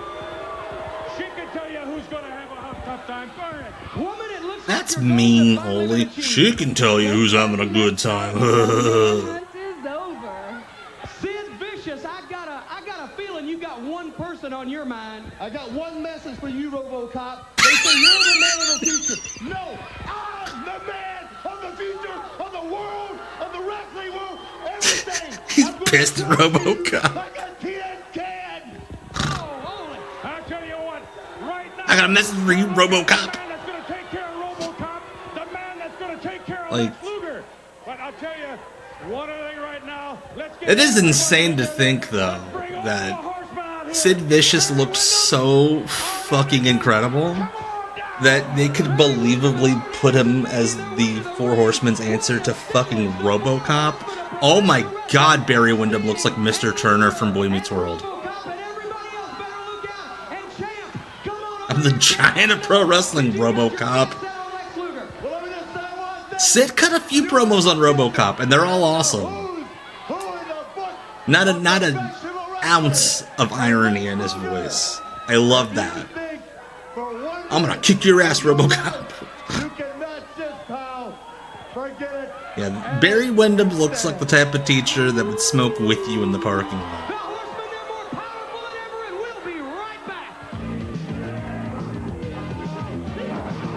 Coming up next, a Wild Trios match. I love how all 6 guys in the match. It's like, oh my god, I love Oliver Humperdinck. They're like a wild 6-man tag, including Norman. Hey, look, I'm crazy. I tattooed my head. Yeah, Sullivan's Slaughterhouse. What a sick trio this is.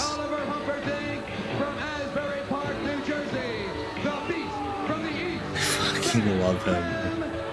Oliver Humperdinck again. He rules because there is no other job in the world that he could have existed other than maybe, like we've talked about, like a trailer park manager. This trio is also insane.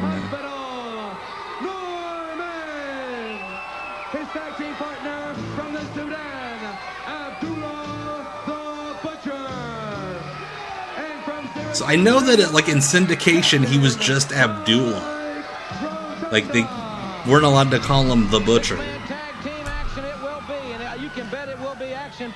You think Captain Mike let Abdullah on the boat? Let him just grab fish out of the ocean? And curious mixture here, too.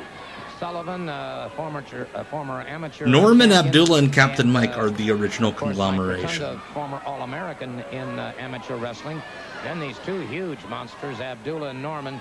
And then you got Cactus Jack, whose elevator doesn't stop. Abdullah's kind of looking thin here. Maybe it's because everyone else in the match is so damn big.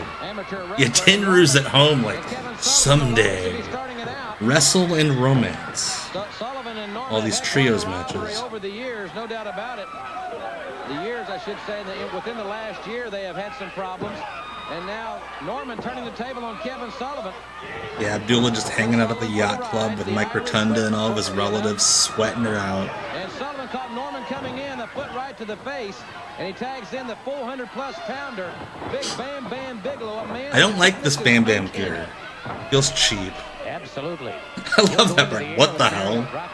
Yeah. Taking a lot of tonnage up into the air when he does that. Norman tags in the boogeyman, as he calls him, Abdul the Boogeyman. Yeah, that's right. They were calling him the Boogeyman. As like a kid-friendly name for Abdullah. Like 2 trucks running together there. Hell yeah. Love when 2 big fat guys run into each other. And the Butcher with those karate chops. But Bigelow fights back with right hand. This is sick. I love it. And Bigelow tags Alright, Stephen J. Neptune Man. This week in history, May 11th, 1990. 76ers beat the Bulls in Game 3 of the Eastern Conference semifinals in the NBA. The Yanks defeated the Mariners on the baseball field. Pretty Woman was top in the box office in America. And the #1 song here was Nothing Compares to You by Sinead O'Connor. Thanks, as always, to Stephen J. Neptune Man for giving us a piece of pop culture history. Norman in after the tag from Captain Mike Rotunda. Fans, a little different perspective here next week. Our colleague Cactus Jack also wearing the old lady bathing suit strap on the back of the singlets. Classics we've been talking about. That'll be coming up the next The problem with Bam Bam's gear here is it's not complete enough. Too much empty space. Gordon will be with us as usual with the news. And right there, I kind of like that. Bam Bam realizes, oh shit, you're going to get teabagged by this giant man. I'm going to pull you out. Oh my god. Norman, he's abusive, isn't he? He is indeed. He's a... Okay, that's a good point. Norman's gear also looks comfy. The only reason I would say that Samu's might be more comfy, Norman's shirt doesn't come all the way down past his belly. And as someone with a belly, there's no worse feeling in the world than when the shirt rides up your belly and you have to pull it down.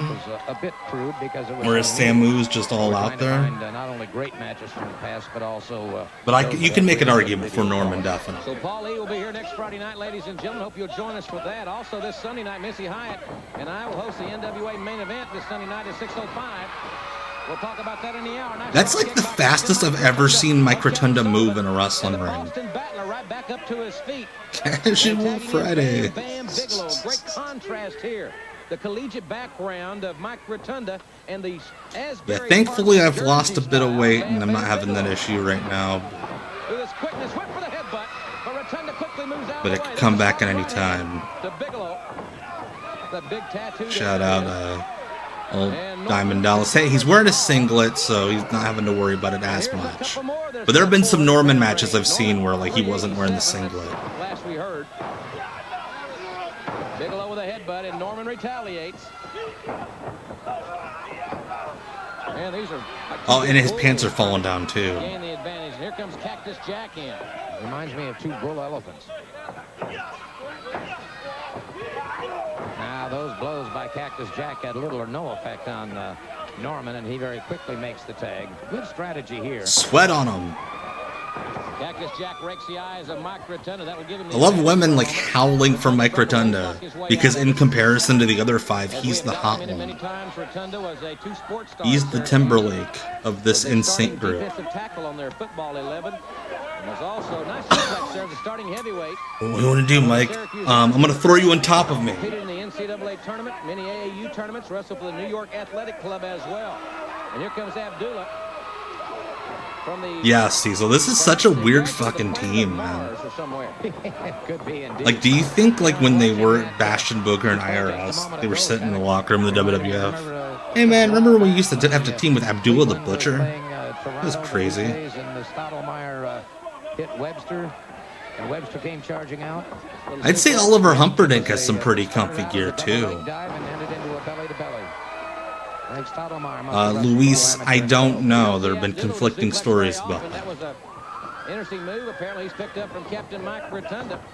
Oh, fuck. That could have been bad. Trying to get him in the airplane spin.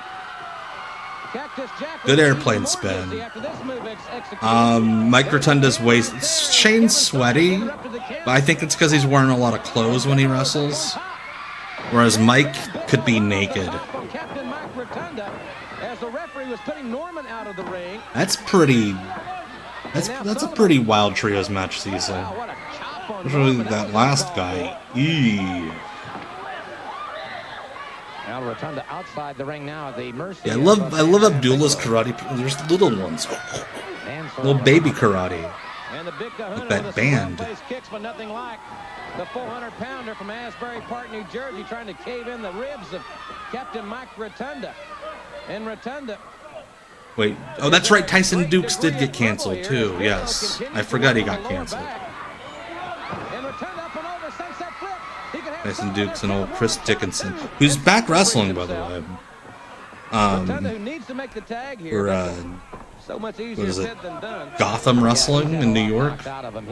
It's like the David Marquez New York promotion. Oh, brother. Oh, brother. Fans this Sunday night, Road Warrior Animal will be with Norman to take on one of the Samoan SWAT team. Something to do with fucking around, I think. I remember Tyson Dukes got canceled. I don't remember what it was for. A lot of people were getting canceled during the pandemic. I only remember like the biggies. Tyson Dukes was just like doing like training videos, I think. He wasn't really doing a lot of wrestling at that point. And we have to hand it to the Rogues Gallery on the far side there, Gordon. They're keeping a freshman in the ring and keeping Mike Rotunda separated from his teammates. They are indeed, and Rotunda trying desperately to get over there and tag up. Once again, instinct takes over. Inside cradle, the great amateur background of Mike Rotunda. Gotcha. It was a power dynamic thing with He cannot get to his corner to make the tag. He has a partner on either side of the post in the corner to tag, but he cannot get there. Sullivan's got that low center of gravity. I love that Sullivan's doing like a one-handed bear hug. He's just holding the other hand out and Rotunda's still selling it. Will now try to maintain Oh, you're squeezing me so much with your one hand. High knee right to the chest, and Rotunda kicks out. Cactus Jack went for the pin. I'll tell you what, Rotunda's got great second effort. Tremendous heart on this man. Second effort? Cactus Jack with the bear hug. That's not one of his favorite maneuvers, but Rotunda's back has been... That's, of course, when the canceller becomes the canceled. Certainly a sore spot, no pun intended now. Always a tale. Tale as old as time. Yeah, my Oliver Humperdinck's like, hey, can I hug anybody? And Rotunda makes the tag.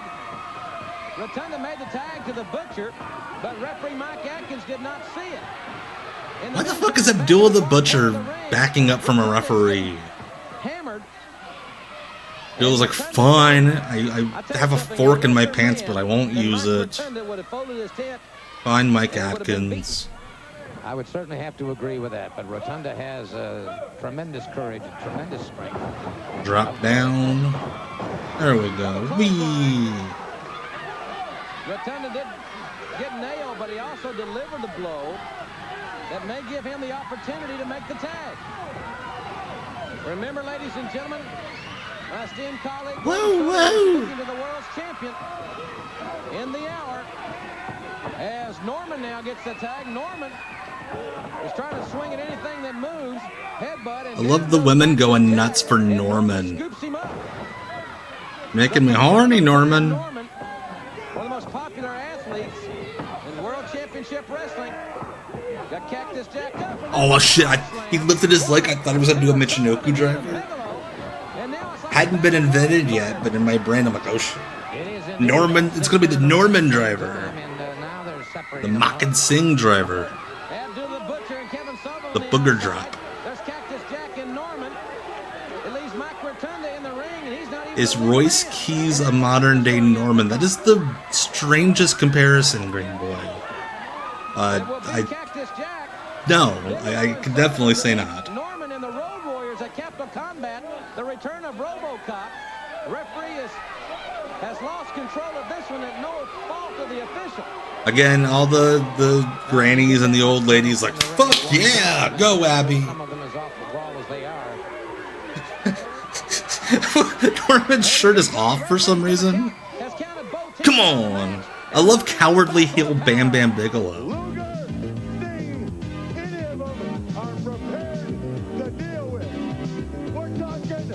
Ric Flair in his hangover glasses. We just get half of Flair's promo that he's about to cut. Sid Vicious is one of the horsemen. Well, as you know, Gordon Soley, I was on a manhunt, and I was on a manhunt. Well, Mr. Flair. What if Gordon was like, I was on a manhunt too? Robocop, the horseman will be outside the steel cage. Well, let me say one thing to you, Gordon Soley, that I think the whole wrestling world needs to be aware of. When Woman and Ric Flair and the Horsemen got together. Let me tell you something, Gordon Soley. See this? I'm going to put it below my waist and I'll get to punch you. Sports package. Yeah, Bam Bam was showing his agility, mobility, and mobility. Brains. And now with the acquisition of 6'9", 320-pound Sid Vicious. More brawn than the Road Warriors. The Gordon with the ponytail. Luger, be fantastic. Any of them are prepared to deal with. We're talking Horsemen.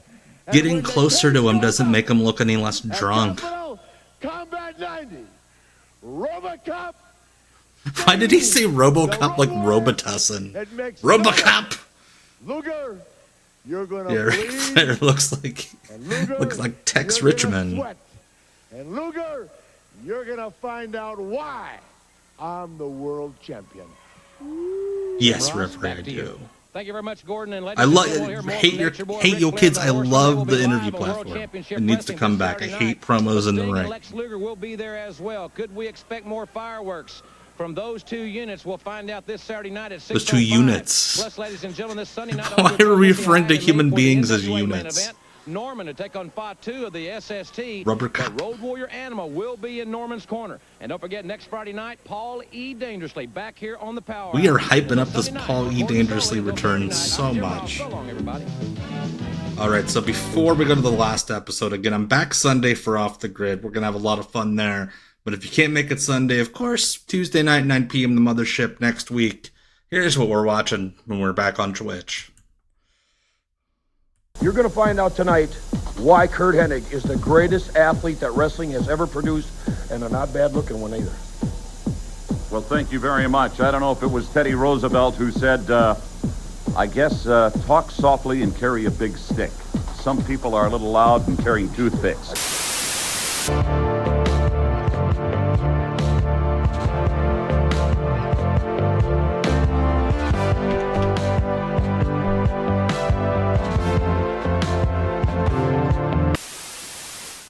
All right, so next Tuesday, Dirty Jokes with Gene Okerlund.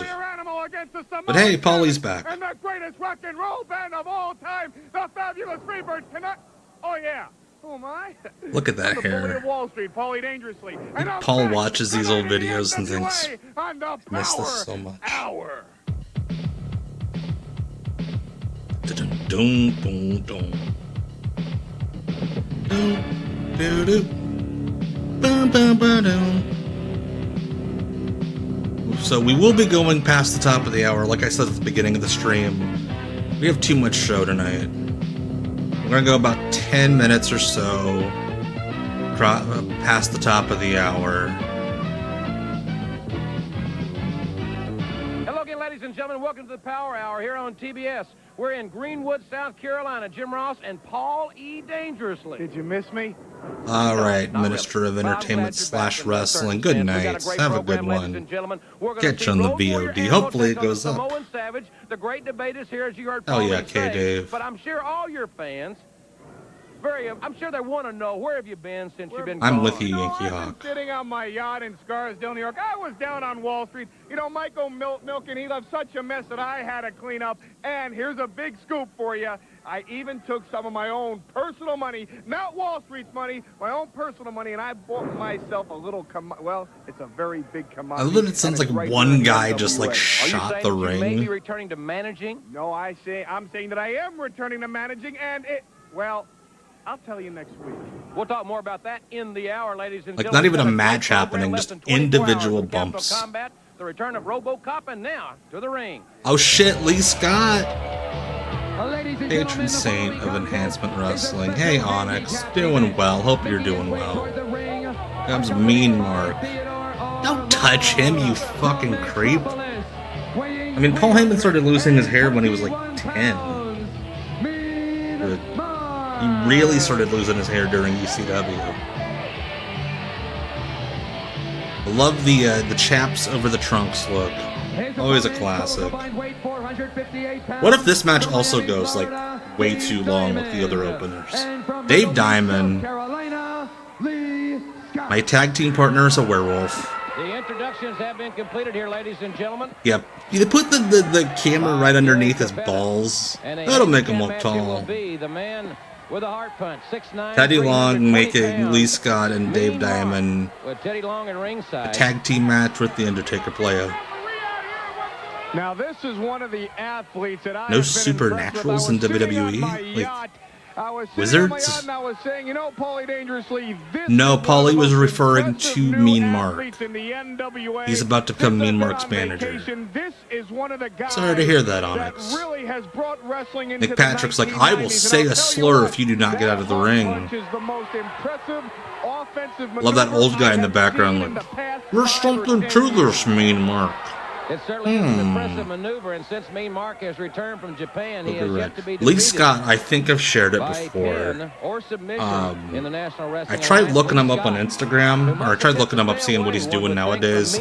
Lee Scott, now a loud and proud juggalo. Mean Mark he's 6'9", 6'10". He weighs over 300 pounds. The man is a professional. I love the Undertaker going for a fucking drop toe hold sort of match. This is his MMA career that he always fantasizes about. Amateur style, Olympic style, or professional style. He's a well-rounded wrestler. Fans, we must remind you, you fans of the Wrestling Hotline, that this Saturday night, fans of the Wrestling Hotline. No, Big Vito wrestles for the Juggalos. Lee Scott goes to the Gathering every year. That is a sick fucking backbreaker.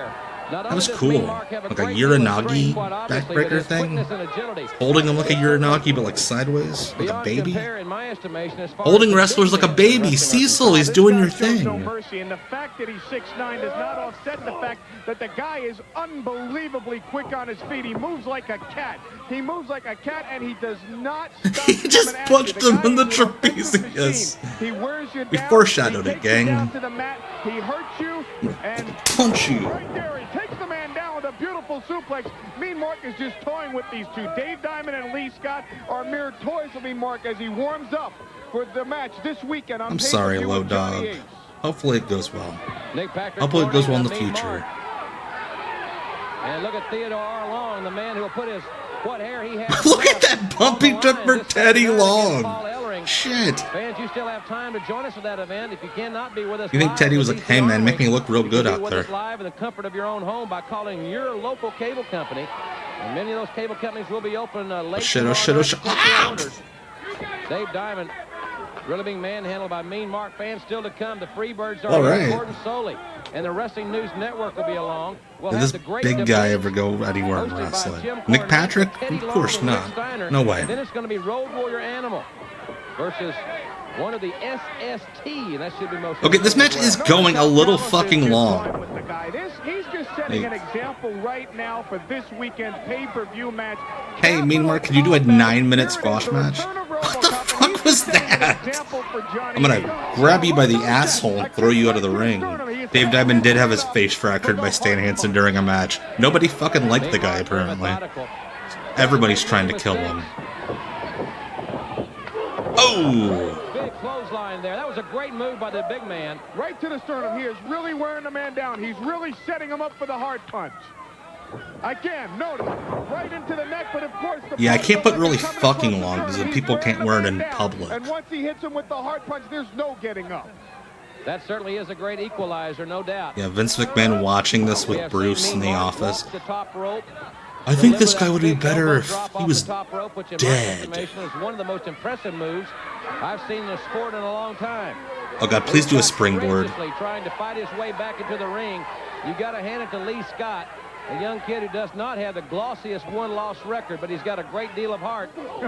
You gotta hand he punched him in the trapezius too. What the fuck, Mean Mark? Mean Mark's gonna take care of that with the hard punch, and if you want to hand this guy something, hand him a blue sheared card because he's gonna need one real soon. Bruce, get me the big guy, but make him less naked.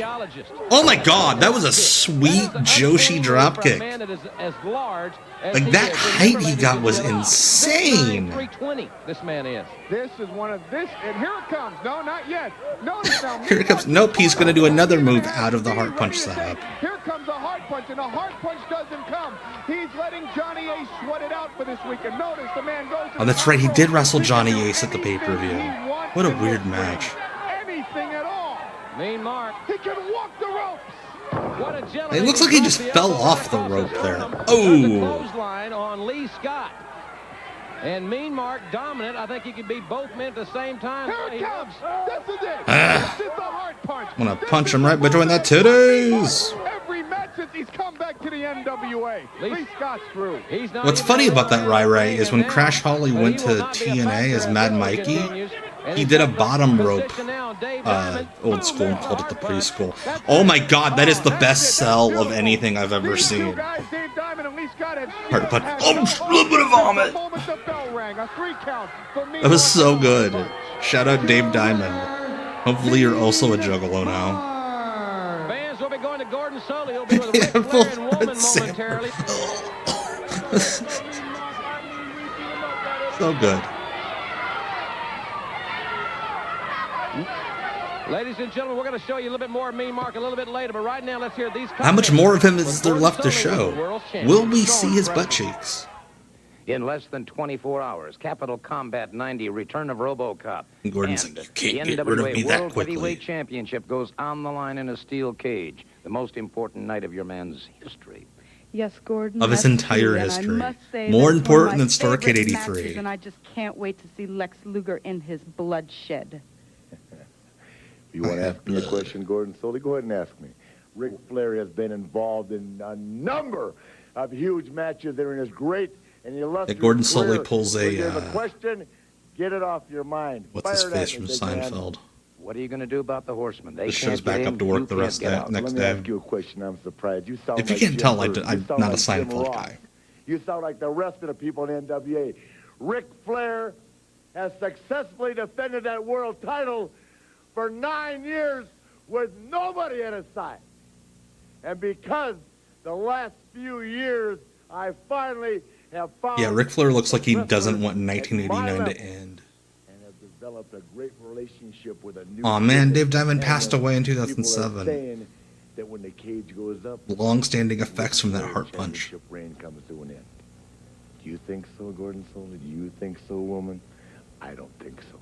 You know why? On his deathbed 17 years later. Did you get heart punched by a wrestler in 1990? I am the greatest Yes, doctor. wrestler alive today. I think it's terminal. More WNN. Coming up. Dave Diamond. I'm shit myself. Gordon! What the fuck is up with this Chiron? Gordon! Has to be a rib. Wrestling News Network, and it's only a Robocop. matter Oh, they of spelled it hours now Robocap. until I didn't even see Capital that. Combat 90, the return of Robocop, will take place in Washington, D.C. at the D.C. Armory. May I suggest right now that you Like, call I know your the local DC cable Armory access is, like, station, make your not reservations exactly because a it's going to National be Guard a armory, momentous night of but still wrestling. fucking There's no crazy question that they are in a about that pay-per-view in at my an mind armory. whatsoever. Now, of course, we know that Sid Vicious has joined the Horsemen. And so, you have Arn Anderson, Ole Anderson, Barry Windham, and Sid Vicious. Louis Anderson. But remember, Lex Luger goes into a steel cage by himself. Dude, there must be against so much Ric Flair, footage the NWA World Heavyweight Champion, somewhere of and Gordon the Sully referee, throwing up in front of a all green that'll be screen. allowed into the ring. So the Horsemen are going to be powerless to stop the onslaught of Lex Luger. Of course, Robocop and Sting. Now I'm like hyper vigilant about the spelling on these graphics. Do you think that's why they didn't like make graphics for the other matches? Because the spelling was so hard. Great matches upcoming as well. You're going to be seeing Doom going after the Tag Team Championship. Z-Man and I would Flying love Brian if, will be like, defending their titles. It's just going to be a great night of wrestling competition. Daddy Magic did and again, I urge WNN. you to call your on local cable Collision. access station. Make I've your heard the reservations, DC plan Armory on is kind of a having dump. A Capital Combat 90 Like, for Return real. of Robocop wrestling party at your home. I think you'll really enjoy yourselves. Now let's talk wrestling about the party at my 900 line. home? In the event that you're not going to be able to watch it on television, the 900 line will have live comments from Robocop and Sting. The four Oh my God, RoboCop was on the WCW Hotline. From about 6:45 on Could you imagine 7 Peter o'clock, all Weller the activities on the begin. hotline? The 900 line will be manned by Lance Russell and Lance yours Russell truly, and I'm really interviewing looking forward to working with my old RoboCop? colleague again. A further note regarding the He's situation choking down at vomit. Capital Combat 90. Lex Luger has made the statement that if he does not win, he will never again ask for a world title match. Is Luger that confident? Is he a Or is he dumbass? He wants to call him a It's an interesting dumbass. question. But history could be made at Capital Combat. This situation is not nearly as Lex dramatic Luger as you're trying to make it tries out, to Gordon. achieve the goal of his lifetime, the World Championship. We'll see you in Washington, D.C., Capital Combat 90. The Rollin' Rock Express versus the Free Boo-Boos, the Free Labubu's, Free Firebirds. The greatest rock and roll band, no space between rock and roll band, colon, The Freebirds. But you made a big mistake when you started messing with. Honest to God, was the keyboard broken on the Chiron machine? Your next move. Think it over, Creed. Saturday, May 19th, Turner Home Entertainment strikes a blow for justice. Capital Combat Fighting, the return of Robocop. The Honorable Ric Flair holds the Honorable Ric Flair. He's a fucking judge because he has a powdered wig. Mighty power of the total package, Lex Luger. The Steiners feel their own brand of law and order when they defend. This is what computers used to be, kids. Norman and the Road Warriors take on tough guys in a 6-man tag team rumble. A night of fight. Gordon bleeds Jim Beam. Capital Combat Fight. It is bullshit. RoboCop didn't shoot anybody. That's a good point, Rev Ray. Lance Russell interviewed some fucking weirdos at WMC5. Welcome back to TBS. There have been conflicting stories about who RoboCop was. You still have time to call your local cable company for the big pay-per-view sports spectacular. I think Cornette said it was Peter Weller. Eastern Time. Capital Combat 90, the return of RoboCop. Now, wait a minute. Paulie suggestively playing with his antenna. About your returning to managing. My lawyer said I can make it next week. It'll be official. It'll be all signed and documented next week. Can you tell us if you're going to? I have a Sting and RoboCop shirt that I wore to the gym, and for some reason, the lady in the front desk thought that Sting was a topless woman, and like threw a big fit about making me go home to change it. And I legit had to pull up Capital Combat, Return of RoboCop on my phone. Be like, no, it's a fucking wrestler. Of all time, the fabulous Freebirds, and on the pay-per-view this weekend on Capital Punishment, the return of RoboCop. They're going to treat the Rock and Roll Express like a baby treats a diaper, man. We're going to be talking about their big match. They're going to poop on them? They're going to poop in them? The Freebirds going to poop in the Rock and Roll Express? Pat Rose in the background. Making their way toward the ring from Bad Street, USA, in Atlanta, Georgia. See, that's the other story, is it was RoboCop's stunt double. So, like, the fact that people that were there have said both stories, you don't know which one. There'd be Jarm Gavin, as the graphic would say. Also, shout out to the Freebirds for not bothering with matching tights. First from Charlotte, North Carolina, Ricky Nelson. Pat Rose took off his jacket well before the ring introductions. He's like, I gotta let this fly, baby. Before this one gets underway, let's hear these comments from the Rock and Roll Express. That's right, Freebirds, baby. Saturday night is going to be... Ricky, the camera's over here, buddy. You sure got that right, baby. Saturday night. Baby. Because the Rock and Roll Express are going to take you down right here in Corporal Punishment, baby. You be ready, because we surely are. Okay, nobody fucking explains what a Corporal Punishment match is. Ricky and Robert most anxious for this Saturday night's Most anxious. Punishment match. And I'll tell you something, fans.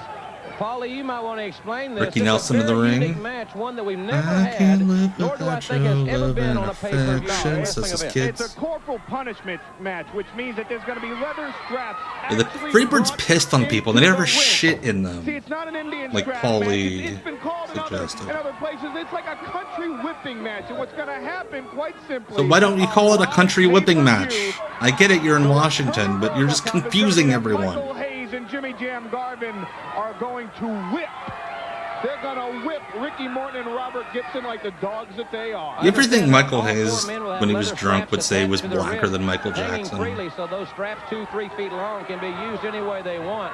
Yeah, I don't like the yellow on Michael. These guys are going to be dressed as Capital of the country. That would be a good one, Brian. Not Corporal Punishment. The pain and the agony that you're going to have from being whipped with a leather strap. But can you imagine the embarrassment of being whipped with a leather strap on national live pay-per-view this weekend? I don't know. I think you have at least one manager in that locker room that would fucking love to be whipped with a strap on national pay-per-view. Shout out to Jim Korn, as he was called earlier. Ricky Nelson, nice arm drag taking over Michael Hayes. Fans, before this segment concludes, we're going to... What the hell is that thing on Michael Hayes' dick? Standing by with the #1 contender for the World's Heavyweight Championship, Lex Luger, who will be inside the cage this Saturday night with Ric Flair on Capital Combat, the return of RoboCop. And Michael Hayes uses the hair to take down Ricky Nelson. See, Michael Hayes right there is just How many women have said that? What the hell is that on Michael Hayes' dick? down bad street. I can't tell if it's a bird or Satan or what's going on there. For all four of It's a the genital information, work. Discounting the match, who's going to win the match? The winners of the match may not. Yeah, look that's what I was like thinking, Red perhaps, Wolf get Sam. used very prominently. High It's elevation just there blood. by Jimmy I'm sure he said Garvin that to a on lot of Ricky people. Nelson.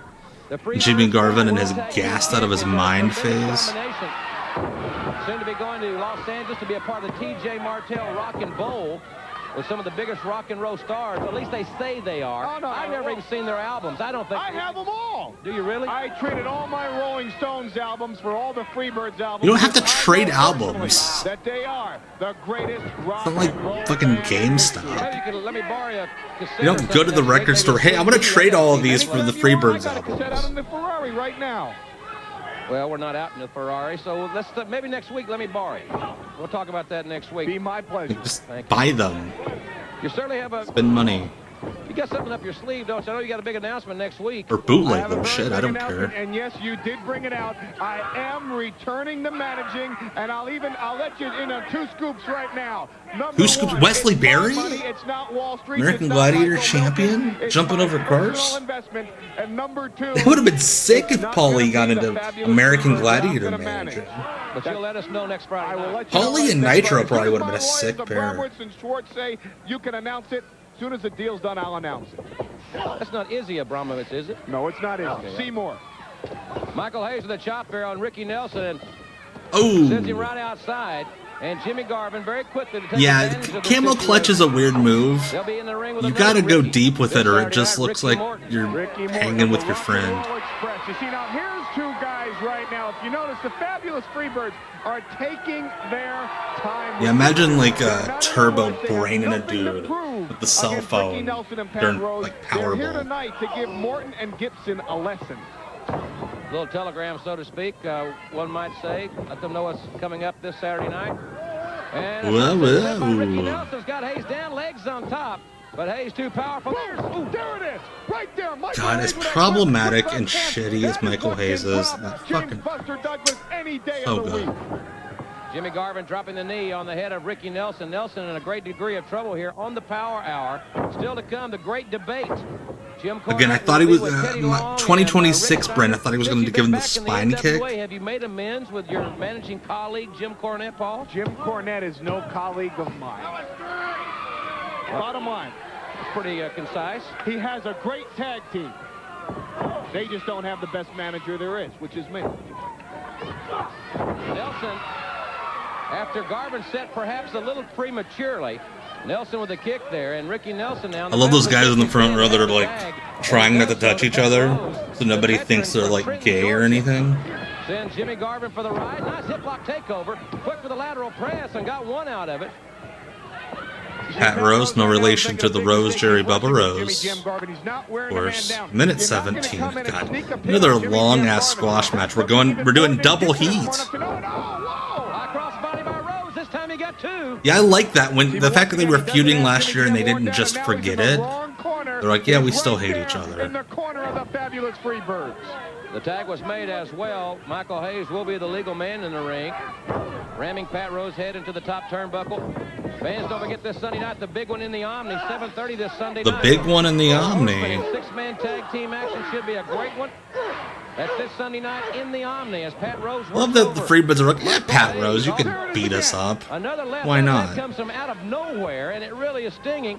Here comes Hayes, and Hey, how dare you steal Joel Deaton's move?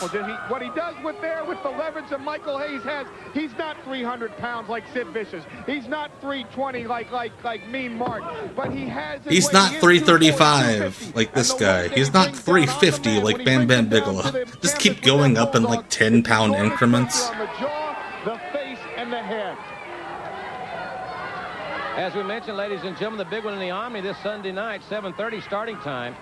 Hope you make your plans to join us for one of the great cards of the spring in the Omni this When I was a night, kid, 7:30 starting time, by the way. And also the NWA I used to like Montgomery, go through the Alabama TV this Monday guide night. looking Let's say hello to the great to see people there what at channel WCW WCW's Radio. Omni shows were on, Dr. Sam Foster not realizing ringside that for the return to the NWA. no, they're just plugging that shit like crazy to make sure the building's full. So when the execs show up, they can be like, see? We're popular. People like Sting. And then everybody keeps their jobs. I have to imagine that was the situation. That these execs went to the Omni and were like, is this the one Robocop's on? Alright, Stephen J. Neptune Man with This Week in History again for May the 18th, 1990. The Oilers defeated the Bruins on the ice in the NHL Finals Game 2. They'd gone to win the championship of 5 games. The Royals defeated the Yankees on the grass. And the #1 movie in America, Bird on a Wire, #1 song in America, was Vogue by Madonna. Thank you so much, Stephen J. Neptune Man. Or it could be the other way around after a couple of double drop kicks. So it's and I'm imagining Michael Hayes hearing that song on the radio like 5 years later, being like, hey Vince, can Doc Hendricks do this on TV, make him real relevant to the kids? They are genuinely getting double heat during the squash match. This is insane. They struggled less with the dynamic dudes than they did Pat Rose and Ricky Nelson. Well, he and Garvin allegedly are going to be involved with many of the rock and roll stars in our country at the annual P.J. Martell Rock and Bowl in L.A. I got my ticket. Well, they say they're going to bring back some footage. Hopefully we'll be able to see a little of that here on the Power Hour. And Pat Rose... You wouldn't. I don't think you would, because that shit was all for... Michael Hayes just snuffed the fight right out of him. And Hayes tags in Jimmy Garvin again. Very timely. Very timely. See, the Freebirds are not going to be set yeah, Paul, very timely. When they can telegraph something like that. And Michael Hayes, who did take a semi-beating from Pat Rose... A semi-beating? ...to make the tag to the fresh man, Jimmy Jam Garvin. You look pretty limp to me. Oh my god, Mean Mark did a 39-second job to JYD at the Omni 2 days after this. There we go, the DDT. Thank God. Alright, it's over. There was like a good 2-minute match there. They just happened to go like 11. Standing up and applauding his heroes, the greatest rock and roll band of all time. Here you see the double DDT. Boom! Brings both men down right on their heads. It's an easy pin, 1, 2, 3. And now let's go to Gordon Soley with Lex Luger. Lex, in less than 24 hours, the ultimate match of your career. Capital Combat 90. You don't have to flex to look bigger next to Gordon Soley, bud. You, Gordon, just a short while ago, back in February, you and I stood together in the same circumstance. In Greensboro, North Carolina. That was the pivotal point in my career. When Sting walked the aisle, he showed me something, Gordon, about human nature. And from there on out, I felt the tide and sentiment throughout the country. They may feel, I felt the tide coming up, and Gordon's like, yeah, I felt the vodka coming up. This is the time for Lex Luger. It's put up or shut up time. And the nice thing about this, in a steel cage, the Horseman cannot get to you. You know, this is a match, Gordon, that I have wanted for 2 years. Every time there's been a constant. I don't whine, I don't cry, but there's been outside interference from the Horseman all the way through. This time, it's in a steel cage. I can't tell you how significant that is, because Ric Flair, if I cannot slowing down in a steel cage, pronouncing words, with no outside interference, enunciating, I will walk over there, Gordon. I'll look him in the eye and shake his hand and say, "Congratulations, champ," because I believe in my heart that the circumstances set in this match, Gordon, that I cannot lose. I will be the winner. Well, it appears to me you're not overconfident. I think you're stating plain fact. Ric Flair has been a great world champion. You've watched him for a lot of years, but his time has come. I love that even like Ric Flair's enemies had to be like, dude, you fucking rule, man. That this time I will come out on top in the steel cage. Time, okay, the next question. What are you going to do, Theodore, with all the money that you get when you are managing the World Tag Team? Even the graphic is negging them. All right, Brian, take her easy. Love you, buddy. Give Bear a few pets for me, my friend. But sometimes cancer returns as well. But oh my God! God! Louisville Slugger, you're going to see something the likes of which have not been seen since the great Lincoln Douglas debates, or the Kennedy-Nixon debates, or the Ford-Carter debates. I'm talking about. Hey, those are all 6 presidents that Cornette knows. And conducted tonight by me. Point counter pointless. The Long Steiner debate. And I'd like to first, yes, that's right. You may all applaud now. And I'd like to what first is that? introduce is that Halloween Havoc '89 hat? a managerial colleague of mine. He's Look at that also one of bolo the great tie. lightweights in boxing, That is good and shit. he's the manager of the next World Tag Team Champions, Theodore R. Sugar Ray Long. Come on in here, Teddy Long, and take a bow. And now I'd like to introduce a man who deserves no introduction. He's obviously a graduate of the Michigan School of Public Speaking, and he, for now, until this Has to be a Robo is the co-holder of the World Tag Team title. Like, they're just insinuating, hey, look at this dumb shit, gonna debate a manager. I told him that, you won't get, no, it's okay, you won't get hurt. Now, what I've done, since this is Also, I think debate, Teddy is I have a taller than stopwatch. Rick. I did not see that coming. Will get 30 seconds to make their statement and then the rebuttal. That way everybody gets their time in. And ladies and gentlemen, we flipped a coin. Theodore R. Long will go first. The question is, I love that they did a coin flip for this debate. examine and explain for the people, if you will. That is wild. I did not expect that. That Rick is the shortest man in the ring. Horny's shockingly tall. Cooler hat, Teddy or Rick? Teddy. I've got to give them credit where credit is due. Now, they're big, they're tough, and they're strong. Now, that's their strength. That makes me so sad, Onyx. Their weaknesses are that they're So stupid, illiterate. That should be the first question. Hey, Rick, name a hidden cost of a car. Ooh, 8,000. It's a debate. We'll conduct it like that. And you can take their brains right now and put it in a bird, and a bird will fly backwards. That's it. All right, now you've got a chance for your rebuttal. Now, Steiner, you have 30 seconds. Okay, now Your respond to rebuttal. this insult. I think Teddy Long, I think... Time. Okay, the next question. What are you going to do, Theodore, with all the money that you get when you are managing the World Tag Team Champions? You have 30 seconds. Wait, is Rick supposed to respond with what he's going to do with the money when Teddy manages Doom to the tag titles? This is an insane debate. And then I think I might buy myself a couple of more penthouses, okay? There you go, there you go. And now, Steiner, your rebuttal. If lightning should strike and you accidentally keep the belts, what are you going to do with the proceeds? Lightning ain't going to strike. He don't stand a chance. Lightning's not real.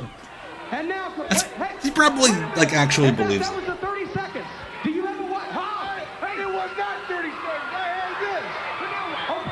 Teddy, sing to him or something. Teddy, sing to him or something. Well, the Vegas letter, apparently debate is over. And it was just another setup by Cornette with Teddy Long. But Hogan goes full racist. That's most of his life.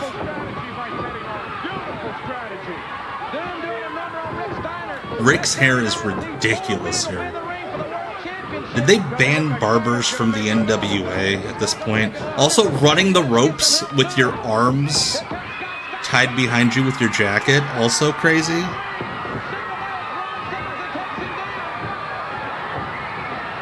Oh, this is that weird era where Scott got the flat top mullet, and it looks horrible.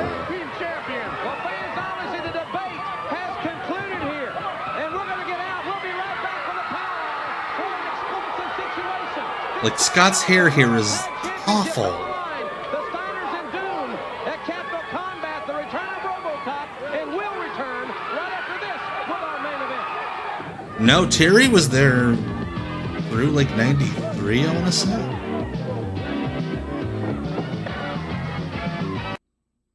All right, what happened? Our There main we event, go. Road Warrior Animal taking on the Samoan Savage in just a moment. But this past Sunday, right here on TBS, the God, Road look at all Warriors those got Rock and involved Roll with the Express Samoans. shirts that Well, those they women put a probably good didn't number on buy. Norman. Then got out of the way of harm's way and rips into Norman once again. If you were scoring this match on points, I got to be honest and tell you that I think Fatu would be out in the front. All right, so we're going to show you this unrelated match to the main event featuring another Samoan. We're not racist, we swear. On the ropes, it's Fatu moving in. Look at that. Also, for a big fella, Norman never gave a shit about who body slammed him. Climbs up the ladder to that top. He just went up for everybody's slams. Ready, Norman up, and as he comes off, I think they wrapped up at Capital Combat, but like they were essentially done doing TV like a month earlier, other than Samu wrestling with fucking Joel Deep. I think this was a match that was taped like 6 weeks in advance. It seems to me that when he tried to headbutt Norman. Why the fuck is Animal at ringside? also looked like he was ramming in to headbutt the side of a concrete building, and that's the kind of effect it had. Like, did they think about making Norman the third Road Warrior? The shoulder bounces Fatu right down on the mat. Coming back with a clothesline. Norman. That would have been sick if Mike Shaw became the other Road Warrior. Look at that steel. Like before Heidenreich. He drills the animal. Yeah, this crowd sucks. They'd probably seen like 9 hours of wrestling before the Road Warrior Booger. Multiple votes for Road Warrior Booger in the audience. In the chat. You guys aren't an audience. It's getting late. There's a double clothesline, and Norman is down. They're going to lose it. They double team. What the fuck is that? Is that a ball bat? No, it's not a ball bat. It's like a didgeridoo. Road Warrior Animal jumps in the ring after they beat Norman to death. Ladies and gentlemen, the following contest, it is set for one fall. Making his way toward the Get it? They're from an island. Island of Samoa, weighing 304 pounds from the SST, the Samoan. Yeah, get real close and out of focus. Making me hot and bothered. Road Warrior Animal. What a collision it will be. And listen to this introduction. And ladies and gentlemen, his opponent from Chicago, Illinois, and the Legion of Doom, accompanied by his manager. I love that that he was introduced as if the Legion of Doom is a geographical location. I would love to know where the Legion of Doom is. Super heavyweights here in the Power Hour. Less than 24 hours away. This Saturday night, the big one in Washington, D.C. Also want to say hi to the fans. Animal a little bit lazy with the face paint there. In Gainesville, Georgia, the Georgia Mountain Center will see NWA action this Wednesday night. That's how you know they're on the way out. He's just like, a little bit of black, a little bit of white or red, whatever. Let's get to the ring. He said, watch the Danger Zone this Sunday on the main event. Is that what he just said? That's what he just said. I understand Samoan. I used to manage these guys. There will be a Danger Zone indeed this Sunday night, 6:05. Hope you'll join me. He's trying to rat him out for wearing boots. 6:05 on the NWA main event here on TBS. Get those boots off of Animal now. Hear what he said there? He said, Animal, you better watch that Danger Zone too, because Paul E is going to be on it. Well, they wanted to check. Yeah, let him step on your face. Tony Atlas told me it's great. Well, you see, the Samoans wrestle barefoot, and they don't like the fact that Animal has an advantage by having... Gary Capetta used to talk shit about Howard Finkel in the WCW magazine. It's an unfair advantage. Like all the time. I say he should be shot. He had a column in there. In other words, get shoes. It's hilarious. Even when I was a kid, I was like, oh shit. Gary Capetta's got real heat with the Think. Right outside the ring. Of course, Animal and Hawk, the Road Warriors, will be joined by Norman this Saturday night to take on Kevin Sullivan, Cactus Jack. Hey, are there any other Samoans down here? And a big 6-man tag team event at Capital Combat. What's he looking for? An international object? He's looking for a friend right now. Jim. What an unfair Oh, Jim. advantage Oh, hey, he Animal found has. Joel He has Deaton's boots prop. on. The Savage can't afford boots. He's from the island. He sends all the money home for pineapples. And Animal has a manager at ringside. And the Savage is uncontrollable. He can't keep a manager. We all know that. That's what we hear. And I'm sure that that's coming from the proverbial horse's mouth. As long as you got the right end of the horse. Look at that beautiful mullet on Animal's head. Flowing. And shake the hand. Yeah, what if that was like the cord that like powered everything? Of the sportsmanship gesture being exhibited by the Samoan Savage of the SST. See, now why doesn't Animal just shake the man's hand? What's wrong with him? He doesn't trust him. Touch him. Why not? Touch that man. He's from the islands. He could be a chief. Animal catches that foot. Back heel trip. And now the Savage is in a very... Nick Patrick was probably like, hey guys, the Freebirds didn't go nearly long enough in their match. You guys gotta stretch it out.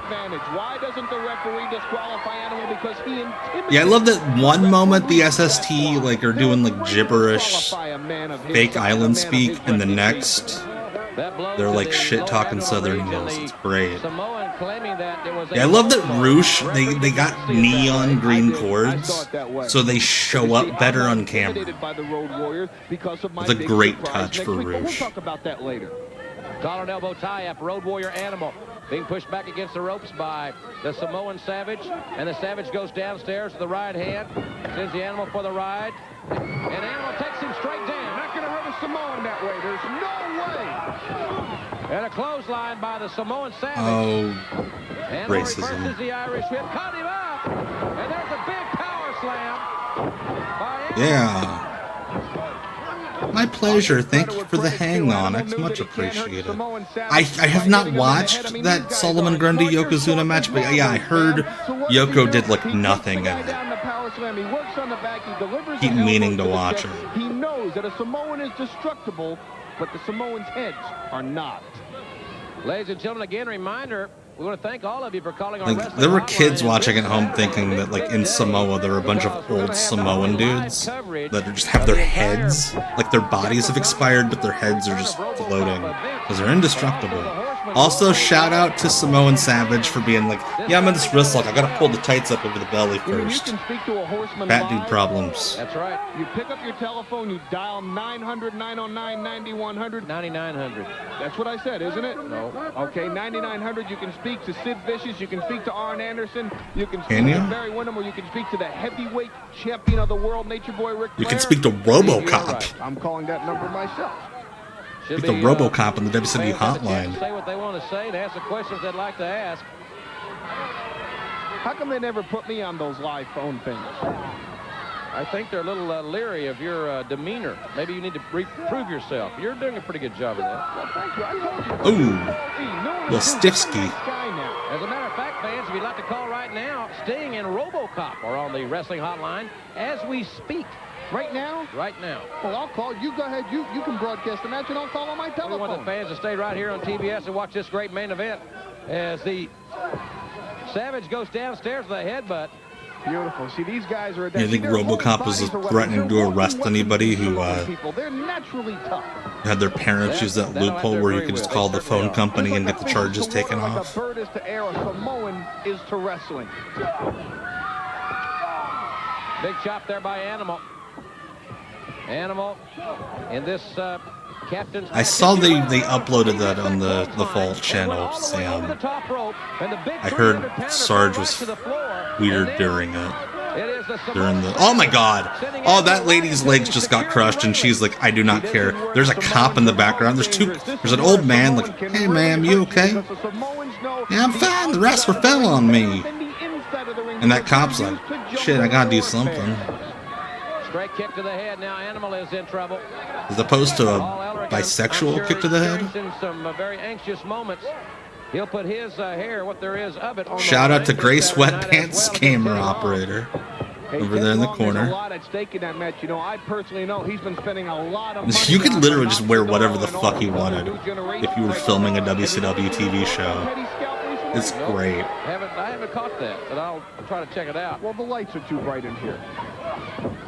Animal caught the Savage coming in, but missed the elbow. And now the Savage trying to mount the attack, stay on the offensive. You should mount the man. Power slam. 304-pounder. Now here it goes. This is where the Savage goes to the top rope. And wait a minute. Animal back up to his feet very quickly. Look at this strength. He just slammed the man away. 304 right off the top. Yeah, that's what you're supposed to do in like television in general. Camera operators are supposed to wear black so you blend in. WCW is like, hey guys, you just, I don't know, neon swim trunks? Sure, why not? Animal sends the Savage to the far side. Got him up again. Oh, shit, he almost dumped him in his head. Here comes the other Samoan.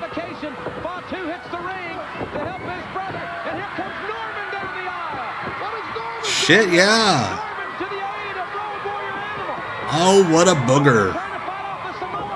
I cannot believe. Hawk's not there, so that Norman fills in.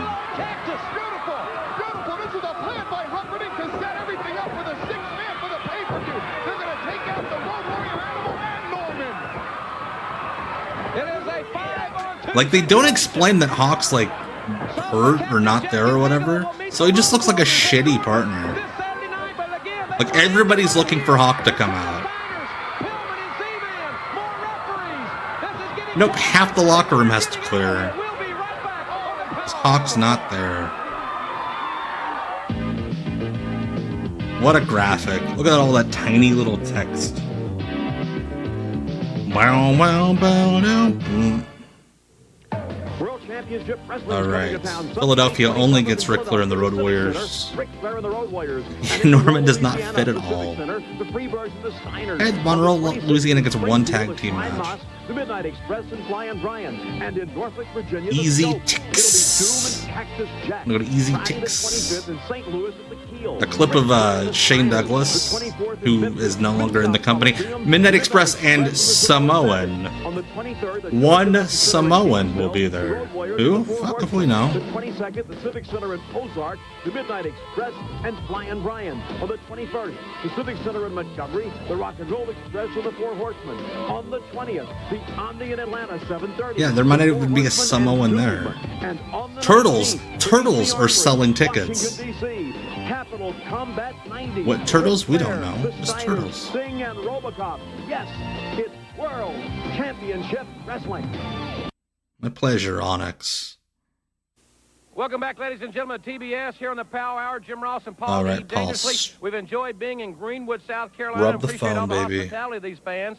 Well, they were pretty nice, I can tell you that. We got a great weekend. We're kicking it off right here this Saturday night. World Championship Wrestling at 6:05. The final word before Capital Combat, the return of Robocop, and our hosts will be Jim Cornette and Gordon Sully this week. Now, you know, it would be a Paul's great tan show looking if a you little had me uneven. on the show instead of Jim Cornette. I mean, I came back tonight. I had no problems with anybody. This guy starts with me already. He's nothing, man. I should do that show, not Cornette. He's nothing. Also, fans, Sunday night, I'll be in Washington, D.C., and so will you. That's a very, also, this Sunday night, like, Missy Hyatt dead-on part in Jim on the NWA Ross's hair. About that? I certainly do. It's going to be Missy Hyatt and Jim Ross, and there's going to be a live Danger Zone with two of the most bizarre people you've ever met in your life. You and who else? Womp womp womp. That's not very nice. See, you're starting off. That's not very nice. You want to know something? I want to say this very sincere. I'm glad to be back on TBS. I'm glad to be back in the NWA, and I'm more than happy to be back with you. Kiss him. You're my friend. I like you. Well, good. I missed you. You've had I don't Kiss care if him. you miss me. Kiss I've him. spent 7.5 months in New York. In therapy. That's what you've been in, yeah. Fans also That's not nice, Jim. Therapy's great. Major announcement. We'll talk more about that this weekend. All so for right. Paul E. Dangerously, I'm Jim Ross. Until we see you Saturday night. Oh, fuck. He was going to kiss him. Kiss him. Alrighty. Hour, and we are out. We did it. 3 hours, 15 minutes. We did great, gang. Thank you all so much for hanging out. Going late tonight. I'll be back Sunday for Off the Grid, where we get real fucking weird. Sunday at 8. But, like I always like to end these streams with, hey man, world sucks. I get real fucking sad a lot. Real sad, like, scary sad. Scares the shit out of my therapist, but hey man, we can do it. Let's make it through the next 7 days. Let's make it the next Tuesday.